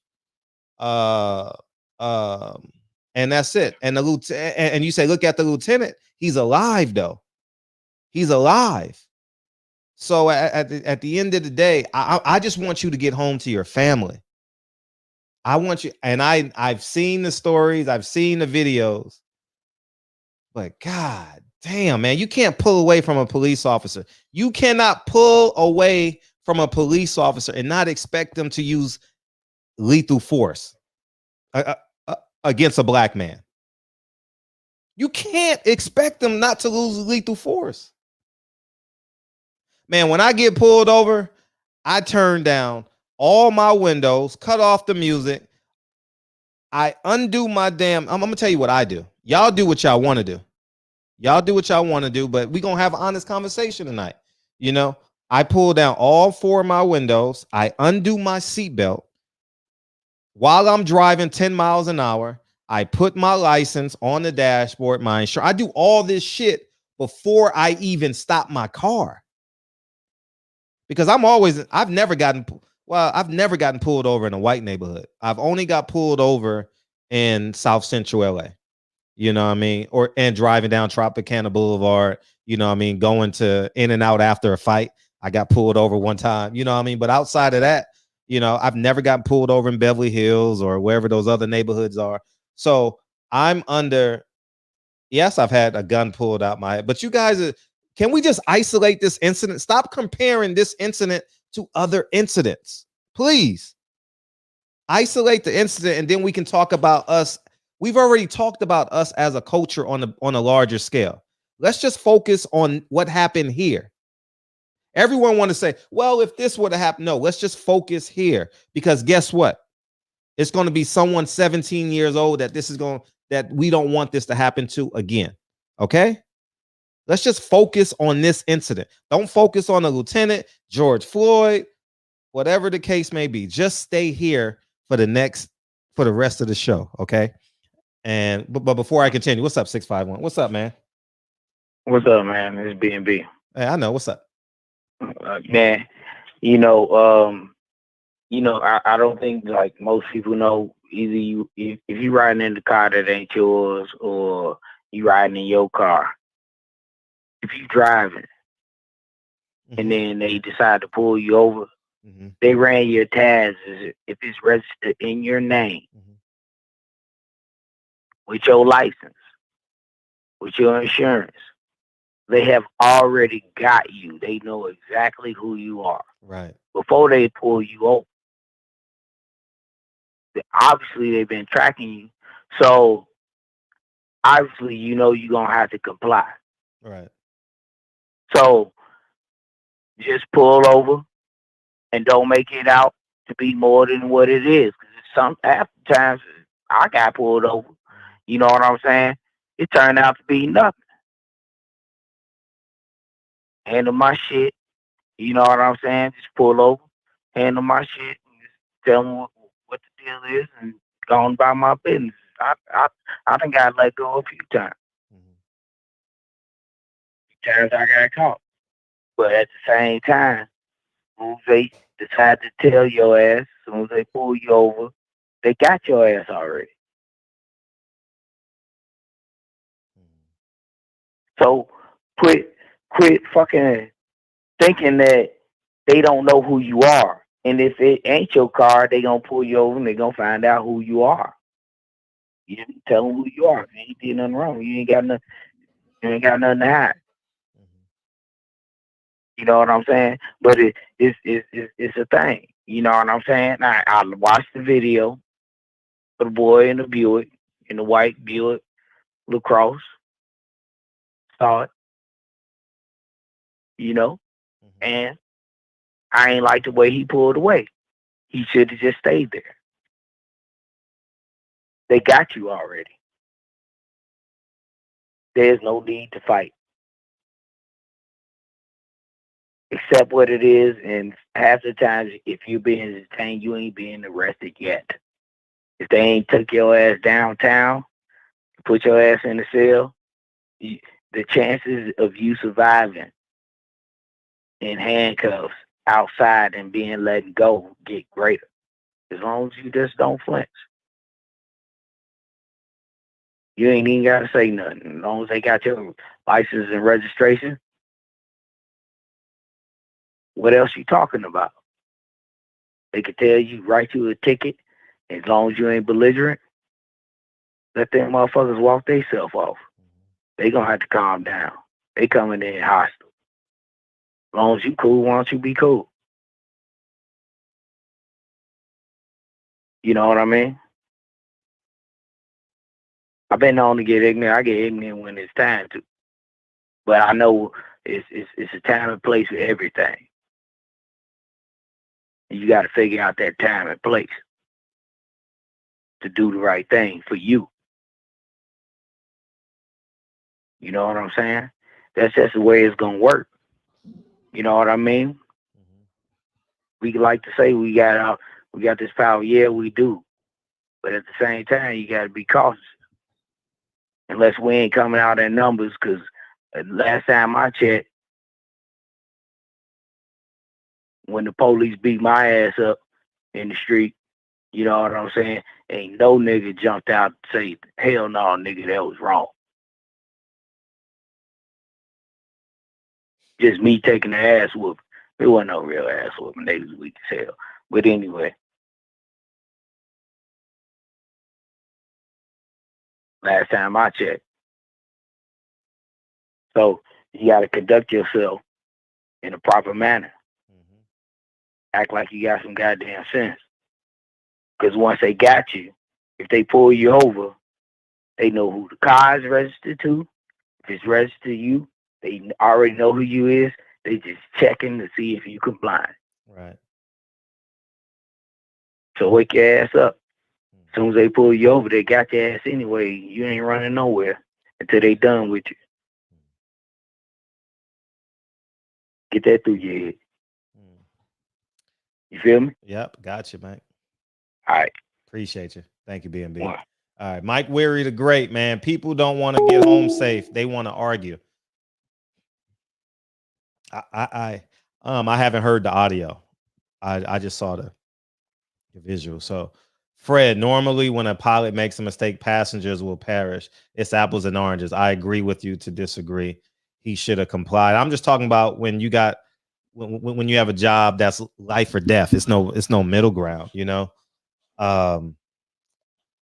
It's just bad, man. It's bad when I'm having a conversation with tired people, emotional people. And when I say people, I'm talking about all of us. It's just fatigue, you know, it's just really fatigue. But I don't want to see this again, man. I really, really don't. I understand that the police officer made a grave mistake. She should be brought up on murder charges. She should be brought up on murder. I'm not wavering on that. She made that mistake. She should be arraigned tomorrow on murder charges. You know, I mean, if she can't make bail, she needs to be in that police station until the trial begins. I'm not wavering on that. I'm trying to find a solution for us. You understand what I'm saying? I'm telling you, I will never tell Lincoln or Kennedy to pull away from a police officer. Never in a million years would I tell them to do that. And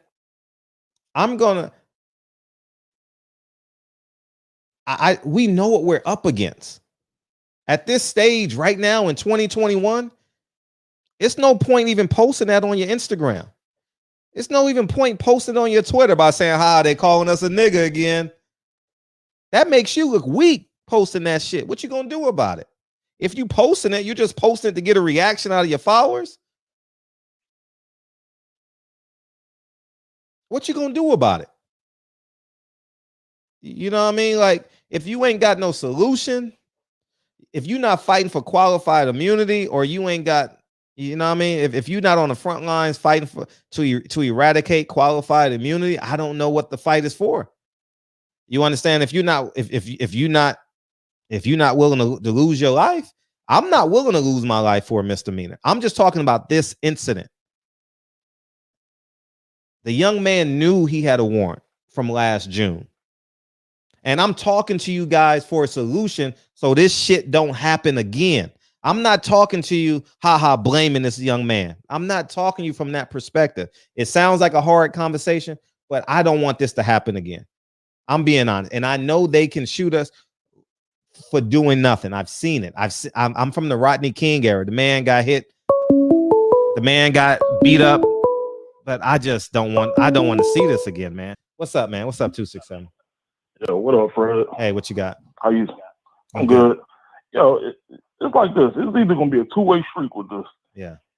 Either you gonna comply to the best of your ability, or you have to be in a kill or be killed situation. And ain't no more of just you think you're gonna run away and get away.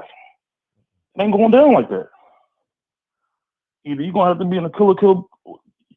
If you're gonna go there, go all the way. If not, just turn yourself in. Let them take you in for the night. That's all I gotta say. I appreciate you, man. I appreciate you. And tell your kids, man, like for real. This is Uncle Fred talking, okay? Nigga, if you got a misdemeanor, go sit your ass down. Turn yourself in. Please turn yourself in on Tuesday. You know what I mean? So you can go to court on Wednesday. You know what I mean? Don't have that shit linger. Don't turn yourself in on Friday. You're going to have to wait till Tuesday. Turn yourself in on Tuesday so you'll get a court date the next day and let them make their decision on you. Don't have that shit lingering so you can't live your life. Please just do me that one favor. If you got a misdemeanor, take care of the shit. And if you live in a major city, dog, you're not even going to go to jail. They gonna say, oh, do you want these 200 hours of community service? Hell yeah, I want that 2 hours of community service because I got a friend that work at the Boys and Girls Club. All right, and I'm just being honest as I can be. Okay, now if you out on bail for 187 or something like that, and you know the evidence is forming against you, and you in that position, hey, it's on you. But a misdemeanor, Uncle Fred said, turn your ass in on Tuesday, not on Friday, not on Saturday, not on Sunday. Turn yourself in on Tuesday. You'll get a court date the next day. All right, and you'll be good as gold. Okay. And I just, man. It's just sad. It's just sad when you see this as an isolated incident. We can't predict what would have happened after he would have got handcuffed. We can't predict that. We can't predict that. I'm not choosing sides. I just want that 20. I just want the next 20-year-old male or female to get home safe. As a parent, it breaks your heart when you see a mom crying like that. That's why I don't watch the local news anymore. They glorify Bloods and Crip violence every day on Channel 2. Hi, this is Pat Harvey. I don't even watch it no more. So couldn't tell you the last time I watched local news. Probably for the Nipsey Hussle funeral. That's probably the last time. But it's just painful, man, to see his sister. It's just painful, man. It's just painful. It's just really painful. And please talk to your young people. Misdemeanors, man. I know I got a few people and I got misdemeanors, man. Take care of that shit, man. It's nothing. It's something to you, right? You got to spend a couple of days in jail. I get it. You're going to be uncomfortable. I get it. Prepare yourself, man. Prepare your livelihood. Prepare your job. Tell them you take some vacation days, Tell them you're going to Disney World with the family. Lie a little bit, go turn yourself in. You'll get a court date within 48 hours, and they might release you when you're on your own recognizance, to show up on Thursday. You never know. So You know, it's just sad, man. It's sad. 20-year-old kid, man. I done lived twice his life, man. I don't it hurts my heart, man. It hurt my heart yesterday when I heard it, you know. Just listen, Uncle Fred, man. Take care of that minor shit, please. Please take care of that minor shit, man. Nothing is worth your life, man. I mean, excuse me, that ain't worth it.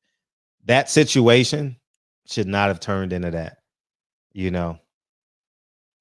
So arm yourself with what we can do. Yes, you're going to be nervous when you get pulled over. Yes, you're going to be profiled. Yes, they're going to think of you like a piece of shit. Yes, they want to kill you. Yes, they want to do. Yes, the answer is yes, niggas. Okay. Whatever you're thinking in your head, the answer is yes, niggas. Okay. All right.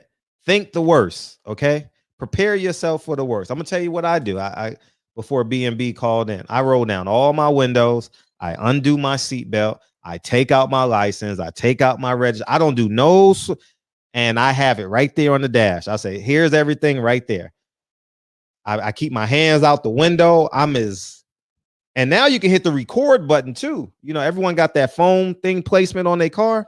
Hit your record button, go live on your Instagram, your YouTube, because you got about 2 minutes. You got about 2 to 3 minutes to do everything you need to do. All right.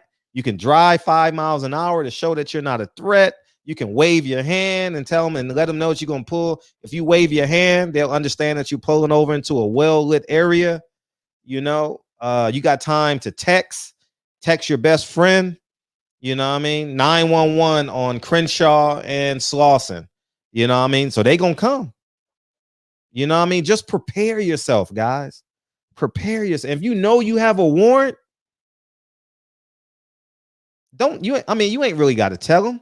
But when you tell them, say, yeah, and then you just explain it to them. Yeah, if they say you got a warrant, explain it to them.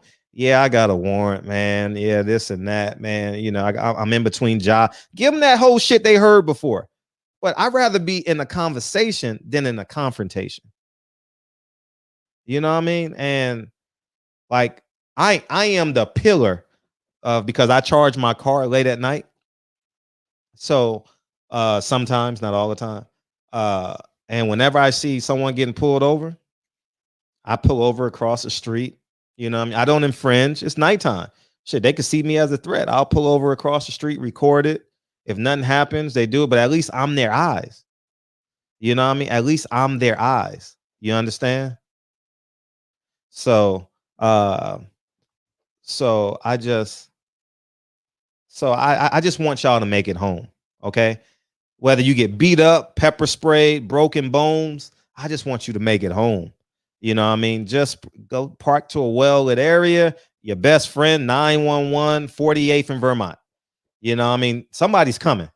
All right. If you text someone 911 and they don't come, they're not your friend. All right. But you know, you gotta, I know you got a group text in your phone. You got 2 to 5 minutes to do all of this. Do it, please. Just do it, man. And that's all I'm urging you. The family is gonna be well compensated. We're gonna cry for another week. We're gonna be emotionally drained. You know what I mean? All that stuff is gonna be true. But the next time this shit happens, please be prepared. All right. Ain't no lawyer, ain't no doctor, ain't no teacher prepared to lose their life for a traffic stop. So for us having this conversation, oh man, we should have killed. Oh, niggas ain't ready. No, we ain't, because 90% of us ain't criminals. All right. So to tell people, oh, you got to do this and do that, man, save that shit for them niggas that's pretending. All right. 95% of us want to go home. All right. And 95% of us ain't really got a record that's like that we ain't took care of, that we haven't taken care of. So the percentages may be off a little bit, but you get my point, man. Ain't no teacher, ain't no man that works hard for his family want to lose his life for a T-stop. You know what I mean? It's just not practical. It's just not practical, dog. You know, so and I'm saying this out of love. I'm not saying I'm not blaming the kid. I'm using the kid as a case study. I'm using what I saw at about 8 o'clock as a case study. That's all I'm doing. All right. And my honest opinion is everybody was wrong in that situation. The police officer should be brought up on murder charges, and the man shouldn't have pulled. Man, you pull away from a cop. Oh my God. Man, I'm not pulling away from a cop. My mind's made up on a traffic stop, dog. It's a traffic stop. My mind's made up. I'm going to comply on a traffic stop. Frederick Hawthorne is complying on a traffic stop. I'm going to give myself every advantage to get home. Whatever they do to me, it's on them. But I'm putting myself in the best. That's all you can do is put yourself in the best position. We already know what this system's about. We already know what they stand for. We already know that they came from slave patrol. We know all of this. But give yourself a chance. Please give yourself a chance, okay? That's all I'm saying, man. And nobody's calling in? I guess not. Anybody want to beam in?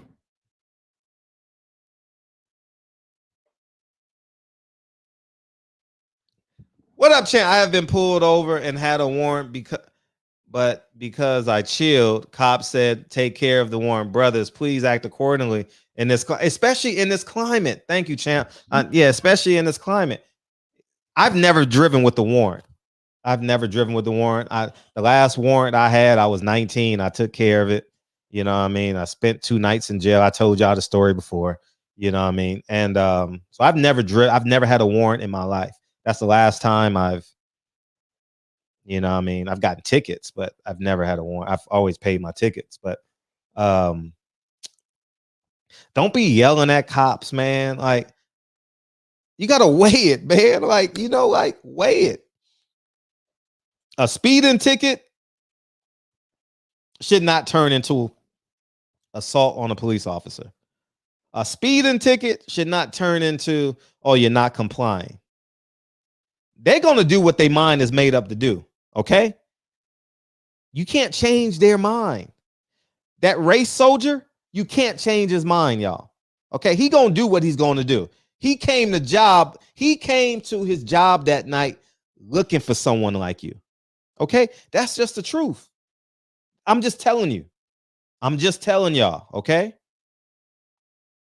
He wants you to say, oh, you a racist.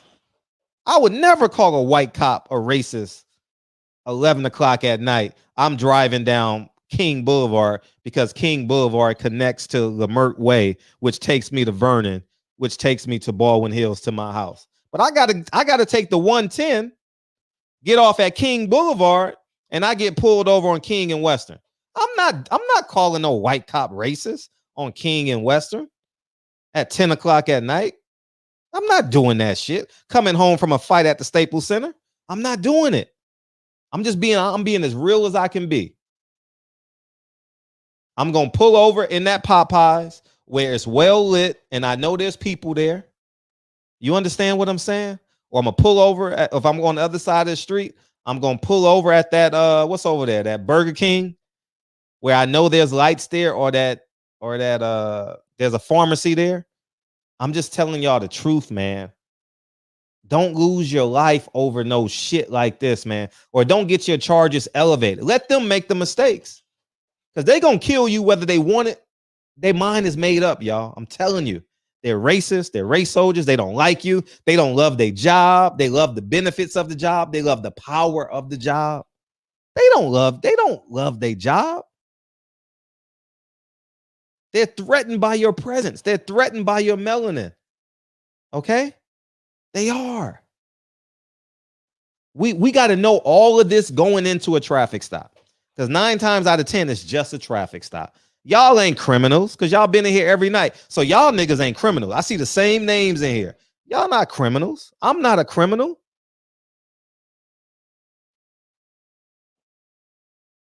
So that's all. I mean, that's pretty much what I got to say, man. I don't want to lose. I don't want to lose your grandkids, your great grandkids, your sons, your daughters, or even you because of a fucking traffic stop. You know, I don't. I really, really don't. and and my hearts go out to the family. I wouldn't have this conversation with the mom today. No way, no way. I'm having a heart-to-heart conversation with people because we love each other.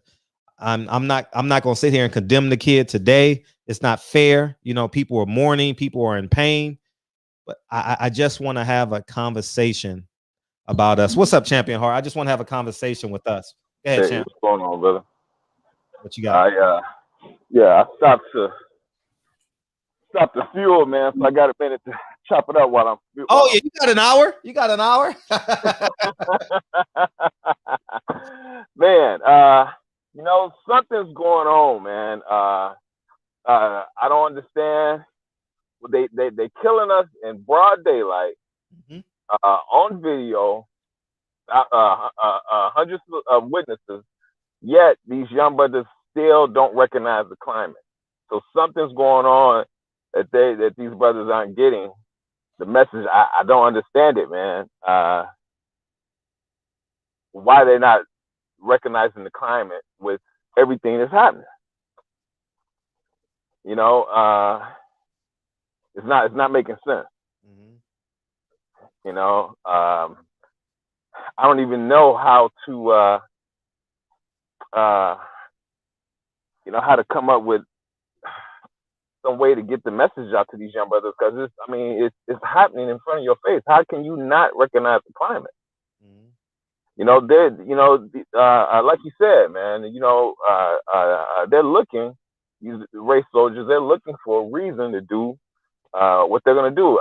Thank God that sergeant wasn't killed, but I believe they wanted to kill him. That lieutenant, Sure. That they made, yeah. If he would have put his gun down, if he would have put his hands down, they would have. Yeah, right. Yeah, man. Yeah. And the thing is that, there have been past situations when, there was even compliance and you were still killed. You know what I'm saying? You still have people that were killed even in compliance. Fidel Philando Castile. But at the end of the day, it's about making it to the house, And like I said in the super chat, man, I've been pulled over. I had warrants, but I was cool. I didn't try and fight. I ain't try and run. And dude told me, he was like, man, writing up because you got a warrant, that's a lot of paperwork. I don't want to be bothered with that. Go take care of that warrant. Get out of here. That type shit. You know what I'm saying? But it's all in understanding this climate and knowing how to act. Like all the shit that you saying that you do, I do all that shit too.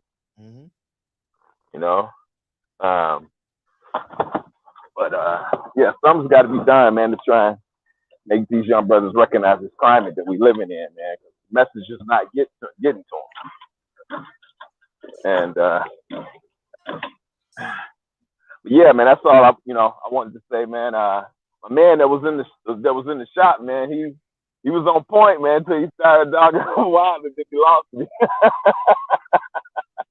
But it's all good, everybody's got their opinion, man.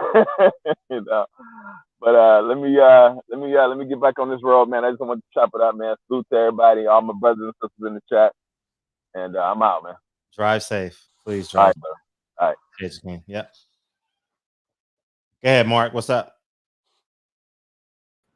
What's up, Fred? How you? I'm good, man. What you got? Shit, I got some kush right now. Some gorilla cookies. But seriously though, in a major way, Fred, one of the main issues I think we're having, like, unfortunately, this ain't gonna be the first, last, or we keep having these same conversations. I agree with Champ to some degree, but I gotta disagree with him where he says the young brothers, let's not put all the onus on the young brothers, quote unquote, not complying, because we got to hold our public servants to a higher degree. Even with this incident right here, it's very clear that I don't agree with the notion that the lady officer was acting and she capping and she shot him on purpose and she just acting, because I do hear people saying that. But when you say, hey, we got to charge her with murder, that's a high bar. Murder is a very high bar, and I think she'll beat the murder rap, as I put in the chat. Excessive force, we can do something like that because he's not fighting. He's trying to flee. that's not it's not assault. He's not touching you. He's actually trying to flee. So I think that's a lower bar. You can probably get a conviction maybe on that. The mayor said he want something to be done, but the police chief sound like he's saying it was an accident, and accidents happen. But the city's going to be held liable. And I believe until we start holding the police unions, start attacking officers' pensions, things of that nature, this stuff ain't going to never stop. Like if you get in a certain amount of car accidents, Fred, you know what? Your car insurance goes up. So we got to have these officers licensed and independently insured and bonded. We got to break down some of these police unions. And it's not going to happen unless we get Congress involved. And that's going to be hard because of lobbying. So like I said, this is like the never ending story. You can do a show about this every night, every day of the year. And some people make a living just talking about these type of issues because it's so much money involved. It's a lot of politics involved. Unfortunately, in America, we understand that our elections are for sale and elections are bought often here in this country. So with that, I digress, man. Like I said, I appreciate you having me on. The other issue I want to talk about real quick, you spoke about the lieutenant in Virginia, right? Yeah. Okay, yeah, I want to touch on that real quick, if I may. The lieutenant, some would say the same thing. You should have complied. Ironically, we're seeing these at the same time, and like you said, we keep seeing these on loop. We don't see that police officer getting shot by the white guy on loop, though. You know, he let him get out the car on the other side, and he got his brains blown out right there on the damn dash cam. And then that guy got killed. He came out the way. I think Reggie did a story about that too. But you know what I'm saying? We don't see that on loop, but they show us our crises on loop. We all know the Holocaust happened. It was a terrible incident. I seen Schindler's List, but you know what? Roots is like a week-long series. And you get what I'm saying? We get a lot of slave movies, not a lot of Holocaust movies. We don't get a lot of I see certain agendas and narratives as far as hate on Asians. You know what? If you put a microscope on something long enough, you will find what you're looking for. So I'm not saying that's a myth, but we don't talk about, like you said, enough where we talk about the hate of the melanated people all over the world. It's a global thing. It's not just here in America. The darker you are, the harder you treat it in any country. Even if you're a Dominican, if you're a darker Dominican, you're treated differently. India too. So even in Jamaica where it's a majority black island, when we go stay at secrets, the help and the maids and all that are the darker people. When we check in, the receptionist is a light skin, something with the wavy hair. You know what I mean? The reception is this, but the help and the maids and the butlers look like this. The bartenders look like that. I see it all. So it's a caste system dealing with colorism globally, and it's been that way for a long time. And it's been profitable since the minstrel shows. We'll pay a white guy with a black face to do what this black guy could do. You get what I'm saying? So I'll pass the mic. Thank you again for having me on.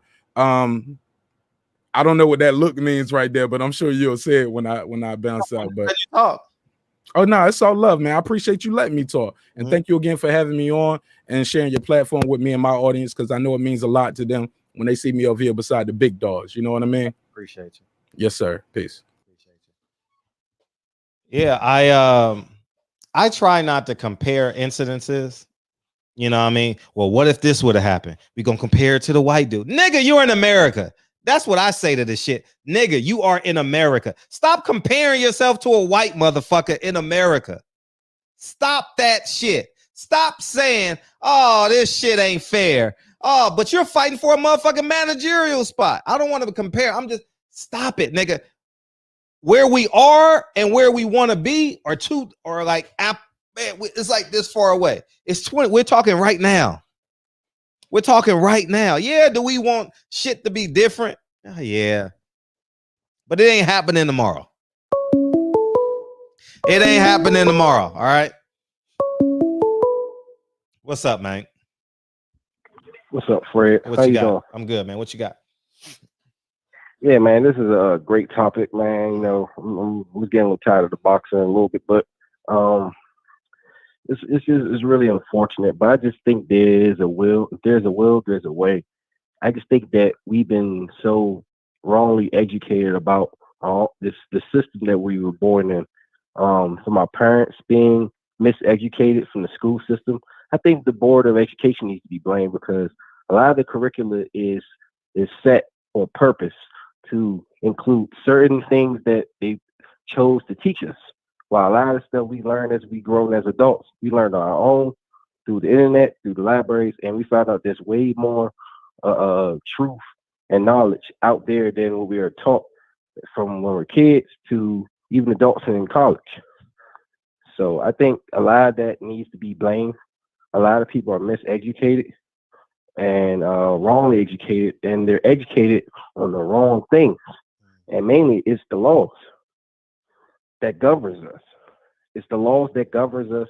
It's the laws about everything that harbors around our living conditions and whatever we do in our natural ways of life. And and we have to blame that on the educational system that we live in. And it's done on purpose. At this point, it's done on purpose. Right. It's 2021. How come a lot of stuff we learn outside of school hasn't been implemented today? It's our history. It's our knowledge that's been passed on from our forefathers. Why hasn't there been any implementation on that type of knowledge being put in schools? Why? Because you know why? It's deliberate. It's a reason. They want people, and I mean they, and I have no problem who they is. That's part of the government. That's the lobbyists. That's the people who control everything that governs these laws. They want us to be dumbed down, not know about what we should do when it comes to a traffic stop, what we should do when it comes to a cop, what should we do when we're faced with foreclosure or this and that. It's miseducation. It really is. A lot of us are not educated on the right things.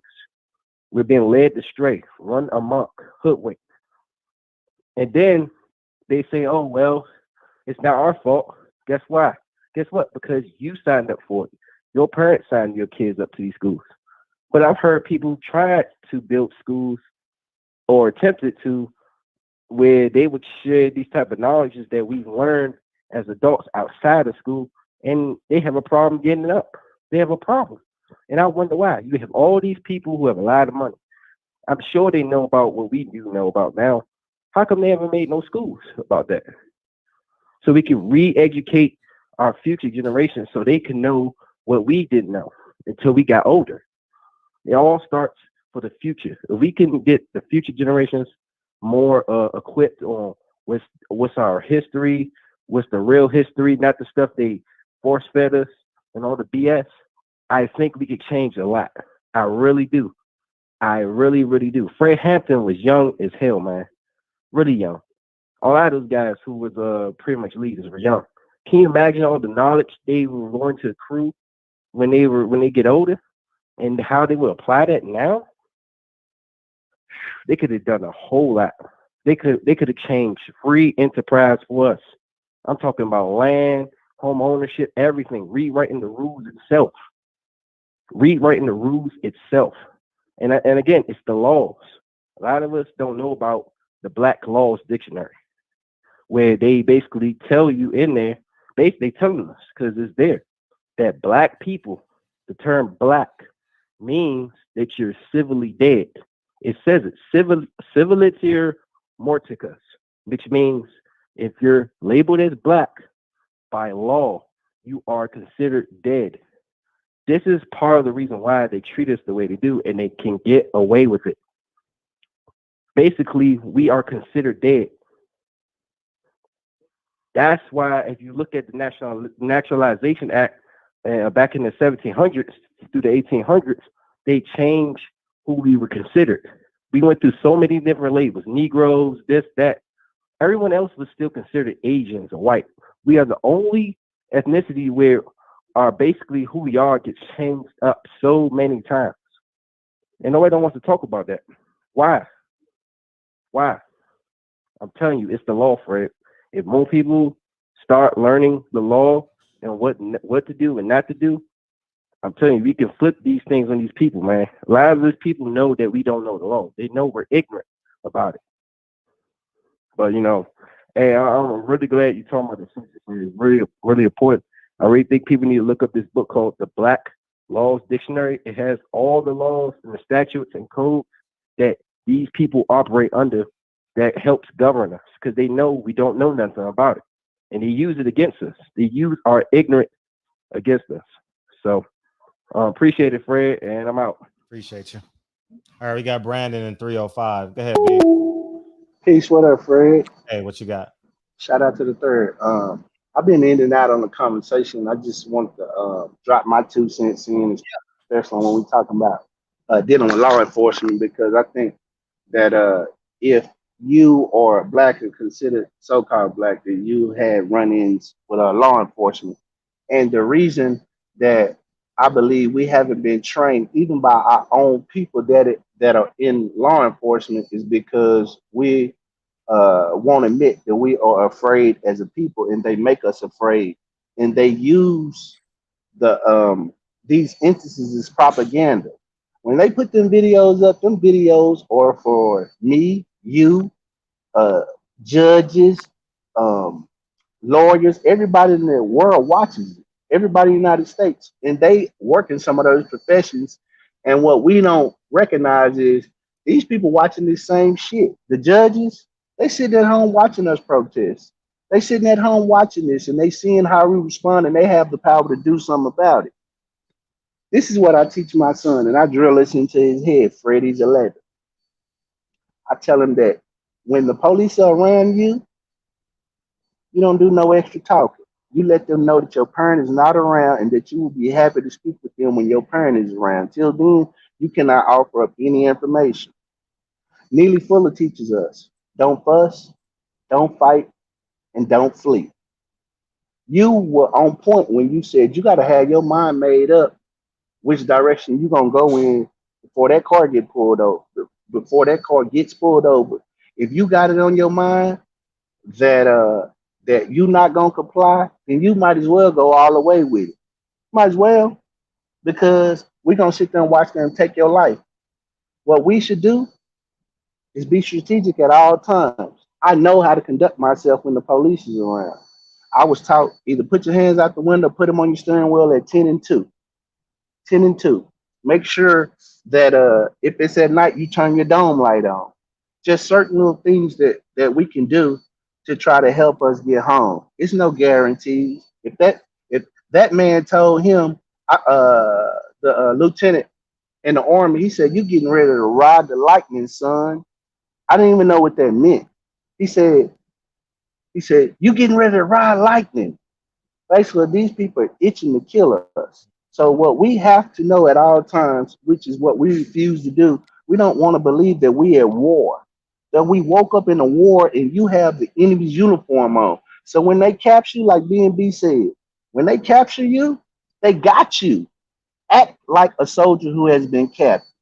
When you watch these old war movies, they don't, when they capture them, they put their hands up and they act as though they've been captured. They don't go in there hollering, "What you capture me for? Why do you do this?" They understand that they're at war. That's the difference. We need to understand we're at war and stop talking. Stop doing all the talking. Like that brother that was crying. I understand the weight of white supremacy probably hurt him, and he probably thought that he was something that he wasn't, and there was a real reality check. And he's still asking, "What are you doing this for?" When, man, if they tell you to get out the car, get out the fucking car. If they tell you to get on the ground, get on the ground. The thing, don't fuss, don't fight, don't flee. The main goal is to get home. That's the main goal. So we should drill that into each other. Don't fuss, don't fight, and don't flee. The main goal is to go home. If you don't want to go home and you make the decision that you don't want to comply, then you might as well take that officer life right then and there. And if you're not willing to do that, then it should be cold. It should be cold, cold, cold. The brother was talking about how they don't teach it at school. The school is a prison pipeline. They're not going to teach that. The person that should be teaching it is you, Fred. You got to teach your son. Do you know how hard it is for me to have to explain to my son that those law enforcement people that you see, they not our friends? That's a hard thing for my son to grapple with. But he has to understand that those people are not our friends and they don't mean us well. So we have to act that way. That's all I wanted to say, man. I don't want to keep being redundant and repetitive, but I just want to add that Neely Fuller said, "Don't fuss, don't fight, don't flee, don't flee. Name, rank, serial number. That's it. Stop doing all this goddamn talking and acting emotional and hysterical.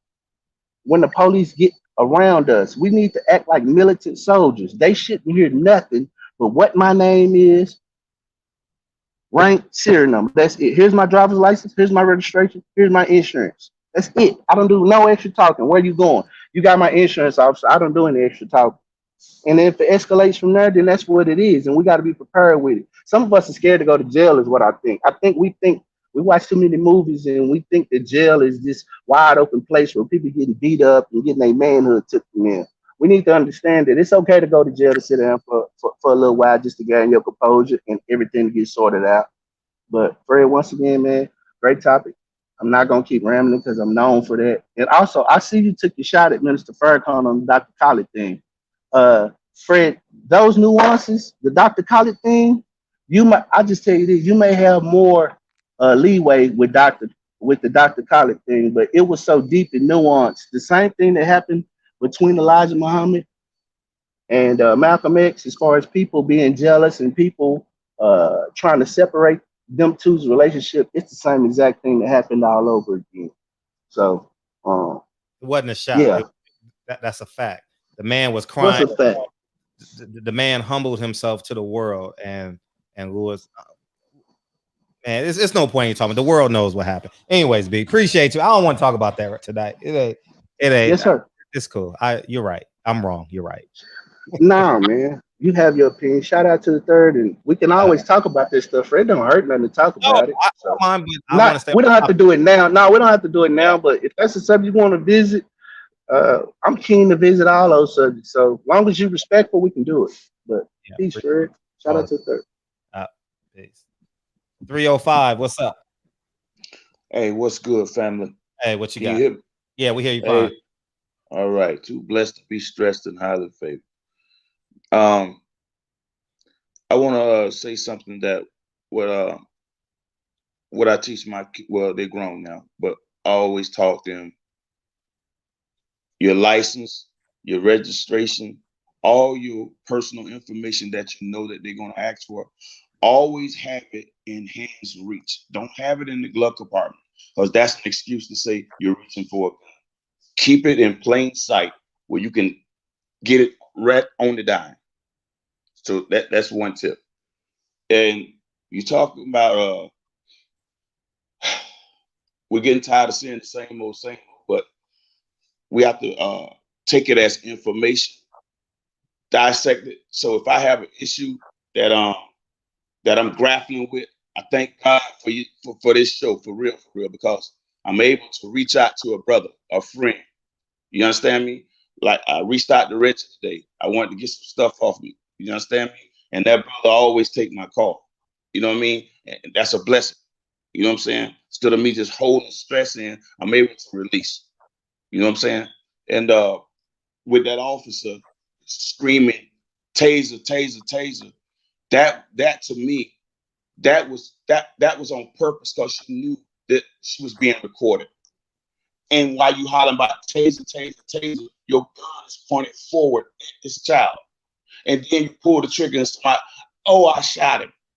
You, for one, you knew that was a gun in your hand. You have been through numerous levels of training.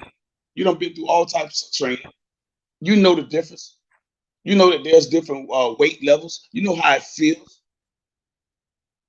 You know what I'm saying? And again, when she's hollering taser, taser, taser, understand that this wasn't the first time that the taser, taser, taser thing was used. Reggie gave me the name of the brother earlier today when I brought it up because he said, I said it in the video that you watched, but my thing, as soon as I heard the video, stuff was off my mind. I said, I got too much I want to say. I just got to reach out and call him instead of trying to put it all in the comments. And the brother that died, officer was hollering taser, taser, and shot the man dead and got away with it. We done visited this party before. We done seen this show before. So she understood if she get that recorded, it could give her a leeway.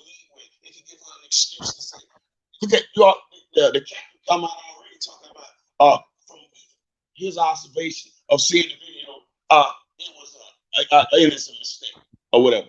Come on, man. They got so many loopholes that they try to use to kill black folk. I mean, and they're getting away with it. But thank God, the right people was in place with George Floyd. And somebody else said something too.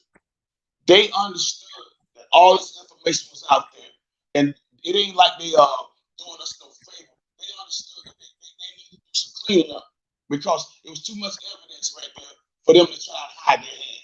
So we understand that this is not going to be a recurrent thing.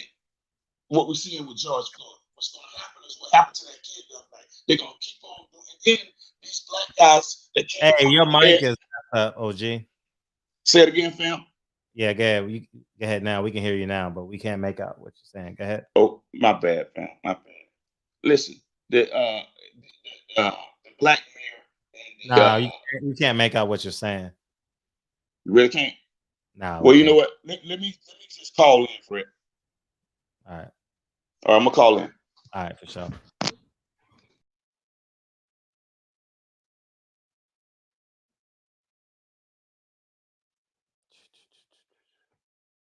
All right.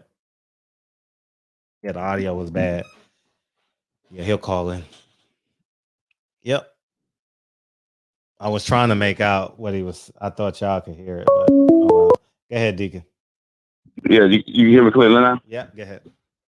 Yeah, and when the black mayor and the other black official came out after the sheriff came out, the mayor, he was okay, but the other guy, I don't remember what his position was, but he was over the police department, and he was talking about it's going to be due process. I'm screaming, this baby did not get due process. He everything happened to him right there. The court was held on the streets. His family, his mother, father had to see this baby's body laying dead on the street. What was his due process? See, the black body don't have any value in this country and across the globe. And I'm gonna go off topic just a second. This to prove my point about the black body don't have no value. How many years and decades did we see feed the children with flies and shit all over these kids and the ribs showing? What got all this money y'all done got? You been telling them folks ain't been fed yet? You know, I mean, just the things I'm seeing from these folks, man, it's just ridiculous. And the excuses that they're allowed and afforded to have to walk away from a murder and laugh about it and get to go home with a paid vacation. That's what it is. They get relieved from their duties with pay. And then you don't even want to release her name, being very disrespectful. The captain, he turned pink in the face because he don't want to answer questions. She was a senior officer. Like, how dare you ask me about my officer? She was a senior officer. Who gives a fuck what her rank was? And matter of fact, it was two males. They're handling it. Why? You could see as she was anxiously pushing through to get to this jitty boy. Big as that officer was, he could handle that kid. Kid ain't well, but probably $150, soaking wet. What was her need to bum rush in there like that? Big as this guy was, he looked like he was about 220, 230, and with the uniform on, more heavier than that. He had this. He didn't even pull his gun. That officer that was standing next to the kid never pulled his gun. So why is she pulling her damn gun? Come around the officer to pull her gun on this kid. She could have shot the cop because he never pulled his gun. And then this baby girlfriend sitting next to him. She could have got killed. I mean, the recklessness. And then the brother that talk about, and I don't want to beat up on our own people, but brother, don't talk about this can't be no murder charge. That's the high bar to prove. Listen, that was reckless. That was reckless and very dangerous. That caused the life. Not only could you get murdered, if they want to do a lesser charge, she can get charged with manslaughter. Reckless homicide. She was very reckless in what she did. Disregard that she could have killed her own partner. She could have killed the young girl in the car, but she took a life regardless. She took a life recklessly. She can be charged for that. I'm not proud to say, but I've been in and out of the system.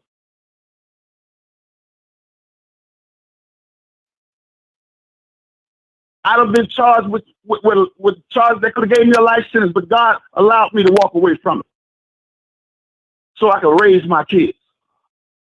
So don't tell me she can't be charged. Yes, she could be charged. It's up to them to make sure that kid's family gets justice. And guess what? Not only will his family get justice, but us as a whole will feel some type of release. And not just that, we will feel that we matter.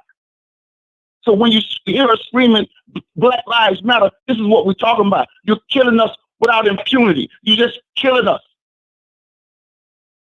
for the world to see. It's on a world stage, man. The world is watching us being killed with disregard. Why do you think when foreigners come over here, they don't want to be nowhere around us? They don't have no respect for us. They don't want to be around us because they've been told when they first come here, stay away from them niggas. They're the baddest thing in the scum of the earth. And that's how we're being treated, like we're the scum of the earth. And we're the best thing that God created. And we show it in the way that we even treat our enemies, our known, our proven enemies. We still extend hand of friendship and trying to make do with these people, and yet they spit in our face and murder our kids as we have to bury them. Some families don't even have insurance to bury the kids. They wake up the next day, they're not looking for their child to get murdered. And they're living with a situation of poverty already.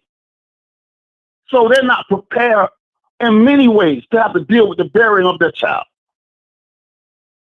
We're being traumatized on many levels. And there's no resources in our neighborhoods to help us deal with the carnage and the murder and nothing for us on no levels. And then Biden, God bless it in many ways, however they want to do it. But what I'm saying is you can show how you can put out billions and billions of dollars, but you don't want to give restitution to black folks. But you can give it to every other group. They done came into the office handing out money to other groups and dare us to ask for anything. We're not asking for you to help us in a way where we look like we're begging. No, we're asking for what we're due. Give us a hand up so we can take care of it after that. Because black folks shouldn't have to be living in the conditions that we're living in after building this country for nothing. For nothing, and not just that. What about the communities that we had and the land and everything that was taken from black folks? Black folks was bombed in this country. Bombed. Certain areas in this country where black folks was bombed. Had bombs dropped on whole communities. What about that? Tired of this shit, man. I'm tired of it, fam. That's why I thank God for the show. I can call Reggie. I can call Real Rap. I was on the phone with Triple OG today. Asia Map. All of them just chopping it up. It made me feel good. I was able to release. After I talked to them brothers, later on I called Reggie. This is a community. Look, we have to create our own support group where we can release, even unconsciously, but it's happening. And I realized it because I was able to release today. And I thank my brothers for taking my call when I call. And if they can't take it immediately, they'll shoot me a text, say, brother, I get with you as soon as I can. And that word is honored because they take care of it. They make sure. And I just want to thank you, and I thank those brothers, man.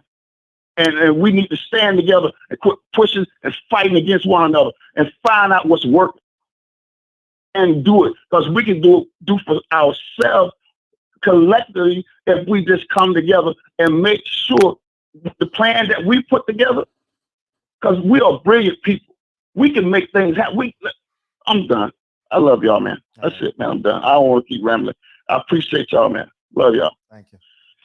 Yes, sir. Appreciate it. So I just saw on my timeline, she was a 26-year veteran of the police department. So I mean, it's all said and done, man. It's just, excuse me, it's just what's next. DB, you want to call in? It's just what's next. You know what I mean? It's just what's next. You know what I mean? How intently are they going to charge her in this 26 years? You don't know the difference between, come on. I'm not going for that. I'm not falling for that at all. That's the banana in the tailpipe joint right there. For sure. I ain't falling for that shit. No. You know, and she'll be on trial in a year. You know, she'll be on trial. So they're definitely not gonna put it too close. They definitely not gonna put it too close to George Floyd's trial. What's up, Ant? Yo, what's good with it, Fred? Yeah, I just wanted to touch on it real fast and say that, man, until we hit their pensions and hit their money, you know what I'm saying? You know, maybe even have, you know, some Nigerian homies that got some intellect with tapping into, you know, banking systems. But look, these are strategies and game plans you're supposed to talk about offline, right? So I ain't gonna say too much, but just to keep it real, man, we need real strategy. You know what I'm saying? We need real general kernel type of game planning. Until we really have that, you know, we gonna be bamboozled with the same runaround. You know, the Black Lives Matter thing and the Crumps of the world, and you know, these fake people that say that they really care about us, but they really don't. They just getting their pockets lined up. It's just one big rigmarole. You know what I'm saying? It's one big evolving door of the same bullshit, and a lot of time we just eat it up because it's the first thing we see on TV instead of, you know, I don't know, probably just tapping in, doing our own research, getting in our own communities and saying what's really going on here with the actual activists that's actually out there every day. You know what I'm saying? Not somebody that's being bought and paid for. You understand what I'm saying, Fred? Right. Yeah, I'm with you. And last but not least, man, I feel like we all need to get to a point where we just say either we gonna hit them in their pockets where they hurt, or we all gonna have to start training on some military shit. Like pick which battle you really want to do and stick with it. You understand what I'm saying? Because like they said, everybody's not the same. Some people are ready to go to war and some people not, and that's fine. But the people who not ready, they should have some meaning of strategy to, you know, get this. Because I feel like it's not just gonna happen with one leader or two leaders or three leaders. Like, we all need to be leaders, and we all need to think like leaders and do our part. Because if you don't do your part, then what's gonna happen? You understand what I'm saying? We're gonna get the same shit 20 years from now, another generation from now, another generation. So, Fred, before I get off here, what is one really, really, really solid solution you feel that all of us can do collectively to just get, you know what I'm saying? I don't even want to get their attention. I don't even give a fuck about getting no type of validation from them. It's just all about getting what's owed and getting the justice that we deserve. So what do you think can happen with getting the justice that we deserve, and what creative strategies can you think of that you can say on camera, you know, that you can say on camera? No, I think what we can do immediately is value ownership. Like go above this situation into the real problem is owning who we are, owning where we live, where we play, and stop inviting these motherfuckers in. Stop. Like it's so much like it's so much approval, whether it's the Grammys or whether it's trying to get a job in the hood. Stop seeking their approval. Like overnight, we can shut down the Grammys. Like, just throw their awards away. Throw them away. Overnight, we can shut down the WBC, but these niggas don't want to throw away they don't want to throw away their bonuses. So why are we fighting the WBC and they carrying the belts? They getting $1 million bonus, and we saying they're racist, they racist, but they gonna hold on to the belts. They ain't fighting with you. What WBC champion is gonna give up their belt? When Mauricio Sulaiman was on and he started talking, I didn't want to ruin the show and shit, but I was like, holy shit, I got it. These fighters using us as crash dummies. They using these media outlets as crash dummies. They not giving up their WBC belt. They not doing it. They not going to give up their IBF belt, whatever, WBA, WBO belt, because they racist? No. They not going to do it, dog. They not. And I'm not falling for the banana and tailpipe. You know what I mean? We can call the WBC racist as long as they want. So tell the black champions to give up their WBC belt. Why don't they have a press conference and they all put the WBC belt in the trash? They're not going to do it. All right. And I got to the point where I'm like, man, why am I fighting this fight? I'm only going to fight the fight where I can make an immediate impact, where I know like I can make an immediate impact, you know, but this blood, sweat, and tears on this racism in boxing, these fighters don't care. These managers don't care. You know what I mean? Telling Shakur Stevenson, oh man, Bob Arum ain't treating you right. He already knows that. Why are we fighting for him? Why? Why are we sitting here banging the drum for Shakur Stevenson? He knows. It's a business deal, dog. It's a business deal. And that's why I didn't give a fuck about no pound for pound list. You ain't hear me saying, fuck that pound for. I don't give a fuck. These fighters don't care. They don't give a fuck. Tell them to stand. Tell a fighter to stand on the front line with you. How about that? They ain't gonna do it. Hey, let me get his insight, but don't tell nobody I told you. They ain't gonna stand on the front line and fight with you till their career is damn near over. Boxing's racist. Boxing's racist. They ain't gonna say it when they're 28. Guarantee you that. I guarantee you that. So I'm not doing it. So yeah, your phone hung up, man. Your phone died on you, Aunt Fresh. But ownership, man. Ownership. Stop seeking validation. You know what I mean? I'm telling you, that's why I got kicked out of boxing. I wouldn't, as much shit as y'all talk about me, as much as y'all say Fred this, Fred that, Fred never ever bent his knees. Never. We call PPD called Boxing Zone. What's it called? The Zone today. Called the Zone today. You know what they told PPD? Oh man, he wasn't kind to Eddie Hearn the last time they spoke. Has he changed? I says, PPD, we ain't changed. Just send them the content. If they agree to come on there, oh man, you can't treat Eddie Hearn. Nah, fuck that. Fuck you, man. I'm not bending my knees for nobody. Hell no, not Eddie Hearn, not Evan Cornball, not all the motherfuckers. Golden Boy. I got kicked out of all of them. Golden Boy. And what's the other one name? Kelly Swanson. That's what they want to break you. That's their goal, to break you. When you competing with your coworker to be a manager, you're broken. I'm telling you. The manager, your boss be sitting in his office like, yeah, I got these niggas for the next 10 years. You're competing with another nigga to enhance another man's dream. That's the truth. Y'all niggas need to be teaming up against the owner.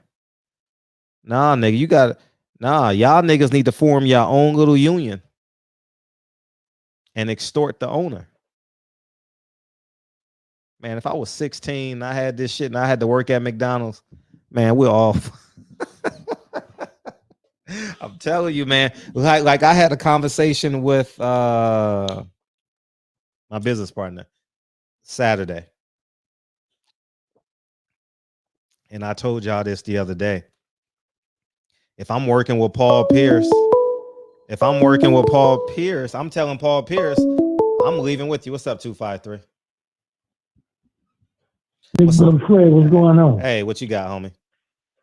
Yeah, I love y'all, man. I love y'all in real life, man. Amazing show tonight. Shout out to B-Dot, man. Shout out to the Dream Team.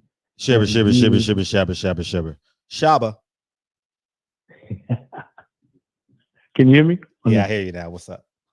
Okay, I said, well, shout out to the Dream Team. That's you. That's DB. That's Queen Patty Dean, man. Thank you. We got to have some serious healing conversations, like the Deacon was saying. There's a lot of psychological trauma that we already inherit from generations that we have to unpack and deal with our children and deal with ourselves. You understand what I'm saying? I got you, man. Just even in correlation with one another. And then when we get into instances of escalation of force, that's a whole nother psychology. So, you know, they was talking about the brother that they pepper sprayed and all that. His trauma for the rest of his life is getting into a vehicle. You see what I'm saying? Something small like that. He has to drive wherever he goes. Nobody's going to come pick him up. So every time he gets in a vehicle, he has to be reminded. You see what I'm saying? Yes. So when we look at factors like that, and then we add in those factors from a psychological standpoint, what it means to us to hear ghetto birds, what it means to us to hear gunfire, what it means to us to hear sirens of any type, whether it's an ambulance, whether it's the fire truck, whatever it is. I remember driving my children to school, and there's a siren. I said, "What's that?" 2, 3 years old, they know the difference between the sirens. Now, is this a normal psychology for a young child? No, but it's the psychology for a normal psychology for a young black child. You understand what I'm saying? Sure. So there's a lot of education that needs to go in regards to mental health and coping mechanisms with the stress associated with living in this kind of environment too, that needs to be addressed, that comes into situations to where we can't allow the fear that to overtake us, to cause us to respond in a way that may cause us our life. So I just wanted to deposit that real quick and thank the barbershop for the sanctuary where you can come air it out or you can get aired out. You understand? And I'm out. Appreciate you. Appreciate you, big homie. Yeah, man. DB, you in here, man? Yeah, man. So I just at the end of the day, I just want us to get home safe. And we got to stop acting like here's black people, or here's me. I'll use me. I don't want this turned into a debate. Here's me in my younger years. I carry all the racism on my shoulder. And every time I'm confronted with racism, I bring all that racism out through my mouth and my actions. Now at 43, I go into the situation knowing that it's a racist situation. And because I know it's a racist situation, I act accordingly. I am inferior. I am a nigga. I am a piece of shit. I am the scum of the earth. That's it. My life is not in the extreme. I don't have like extreme instances where I think I'm going to get picked up for attempted murder or a bank robbery or anything that requires me doing 10, 15 years in prison, 20 years in prison. No, I don't have that type of life.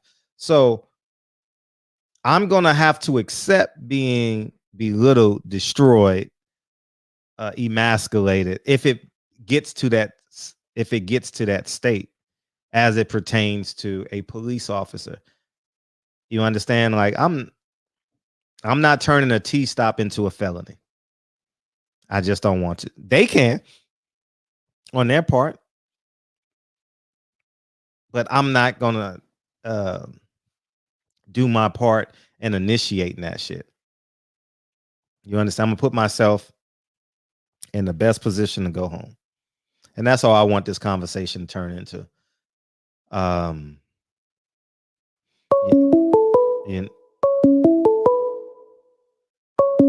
what's up, Reg? What's up, What's Reg? up, bro? What's up, man? What's up, man? Dope combo. Yeah, thank you, bro.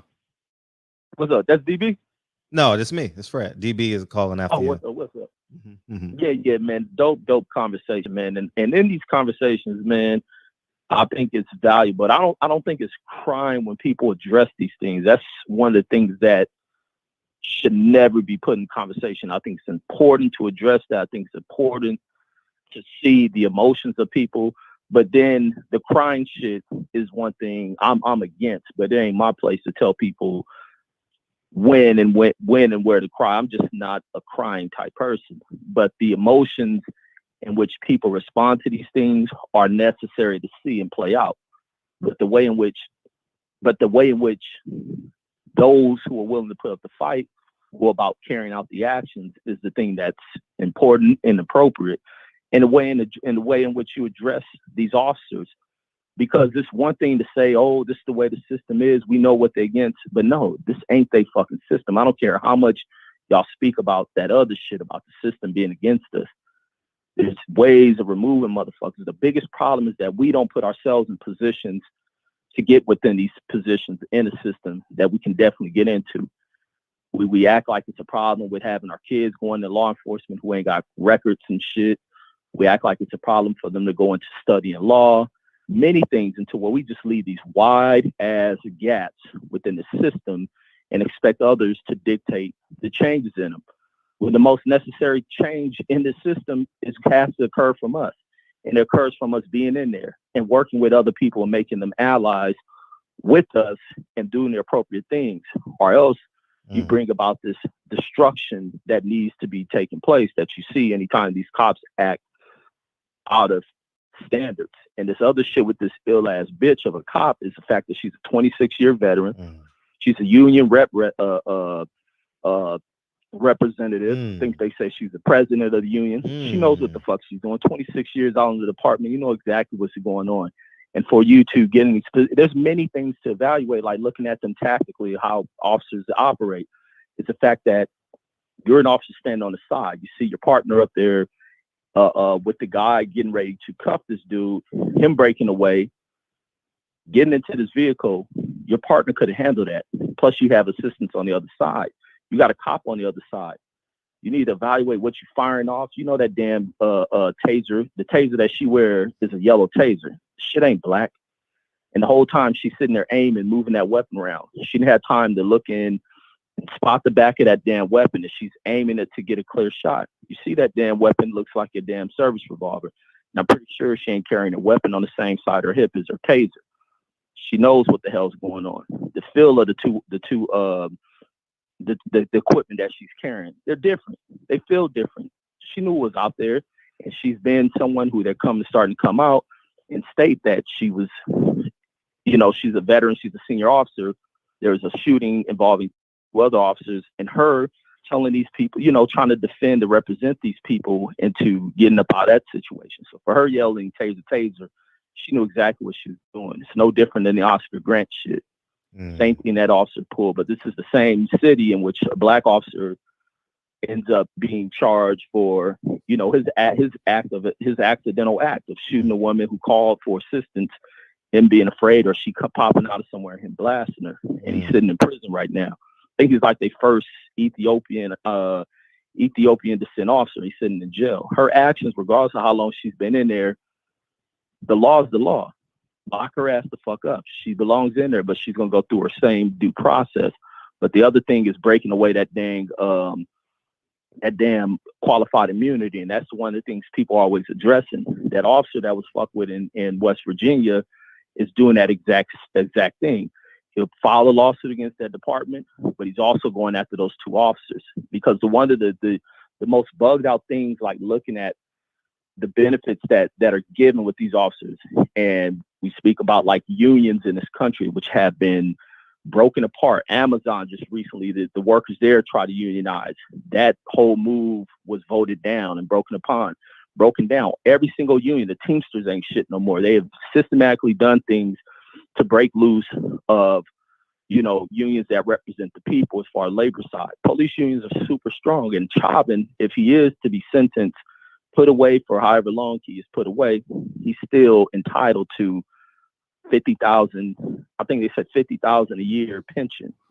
And then how he's paying for this lawyer is the police union, because he paid towards that pension fund. These are things that should be to where victims of these violent crimes should be able to attack these things. But with people is you have to evaluate your own situations when dealing with these cops. And not every cop is a hostile cop. So one thing, a lot of people get into this, you know, this flight mode of fear within the system when they dealing with a cop can drive on the side of them. Immediately that instinct of fear starts to kind of weather through the goddamn system of people, because people taught this fearful shit of cops. Not every cop behaves that way, but you address accordingly when you're dealing with one of these punk ass cops. Like I said, if you ain't ready to rumble with these motherfuckers, just go through that shit. They got body cams on. You make sure you file that report, get that body cam footage pulled so they can evaluate these cops. The problem is we have allowed this infiltration in these police departments to persist, and it moves all the way up into the chain of command. But guess what? You can have that shit investigated, these motherfuckers removed from that shit. Same shit that fucked over that LA sheriff, the top of the command. These cops ain't nothing but employees. Some of them lose their mind because they're out here doing reckless shit without people reporting it. And those same two cops from West Virginia are great examples of that shit, because they told that officer, man, if you don't report it, you ain't got to worry about your career. Just let that shit, that the little pepper spray clear from your eyes, and we'll let you keep it moving. That's the type of shit they do.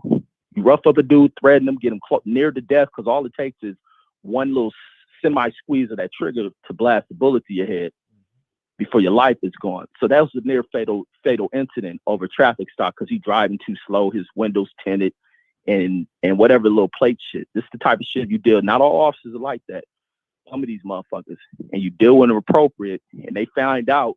These officers like that find out, nigga, you ain't nothing but a fucking clock puncher. He's a 9-to-5 employee. You ain't birthed as a motherfucking officer. You ain't entitled to shit when people do appropriate things.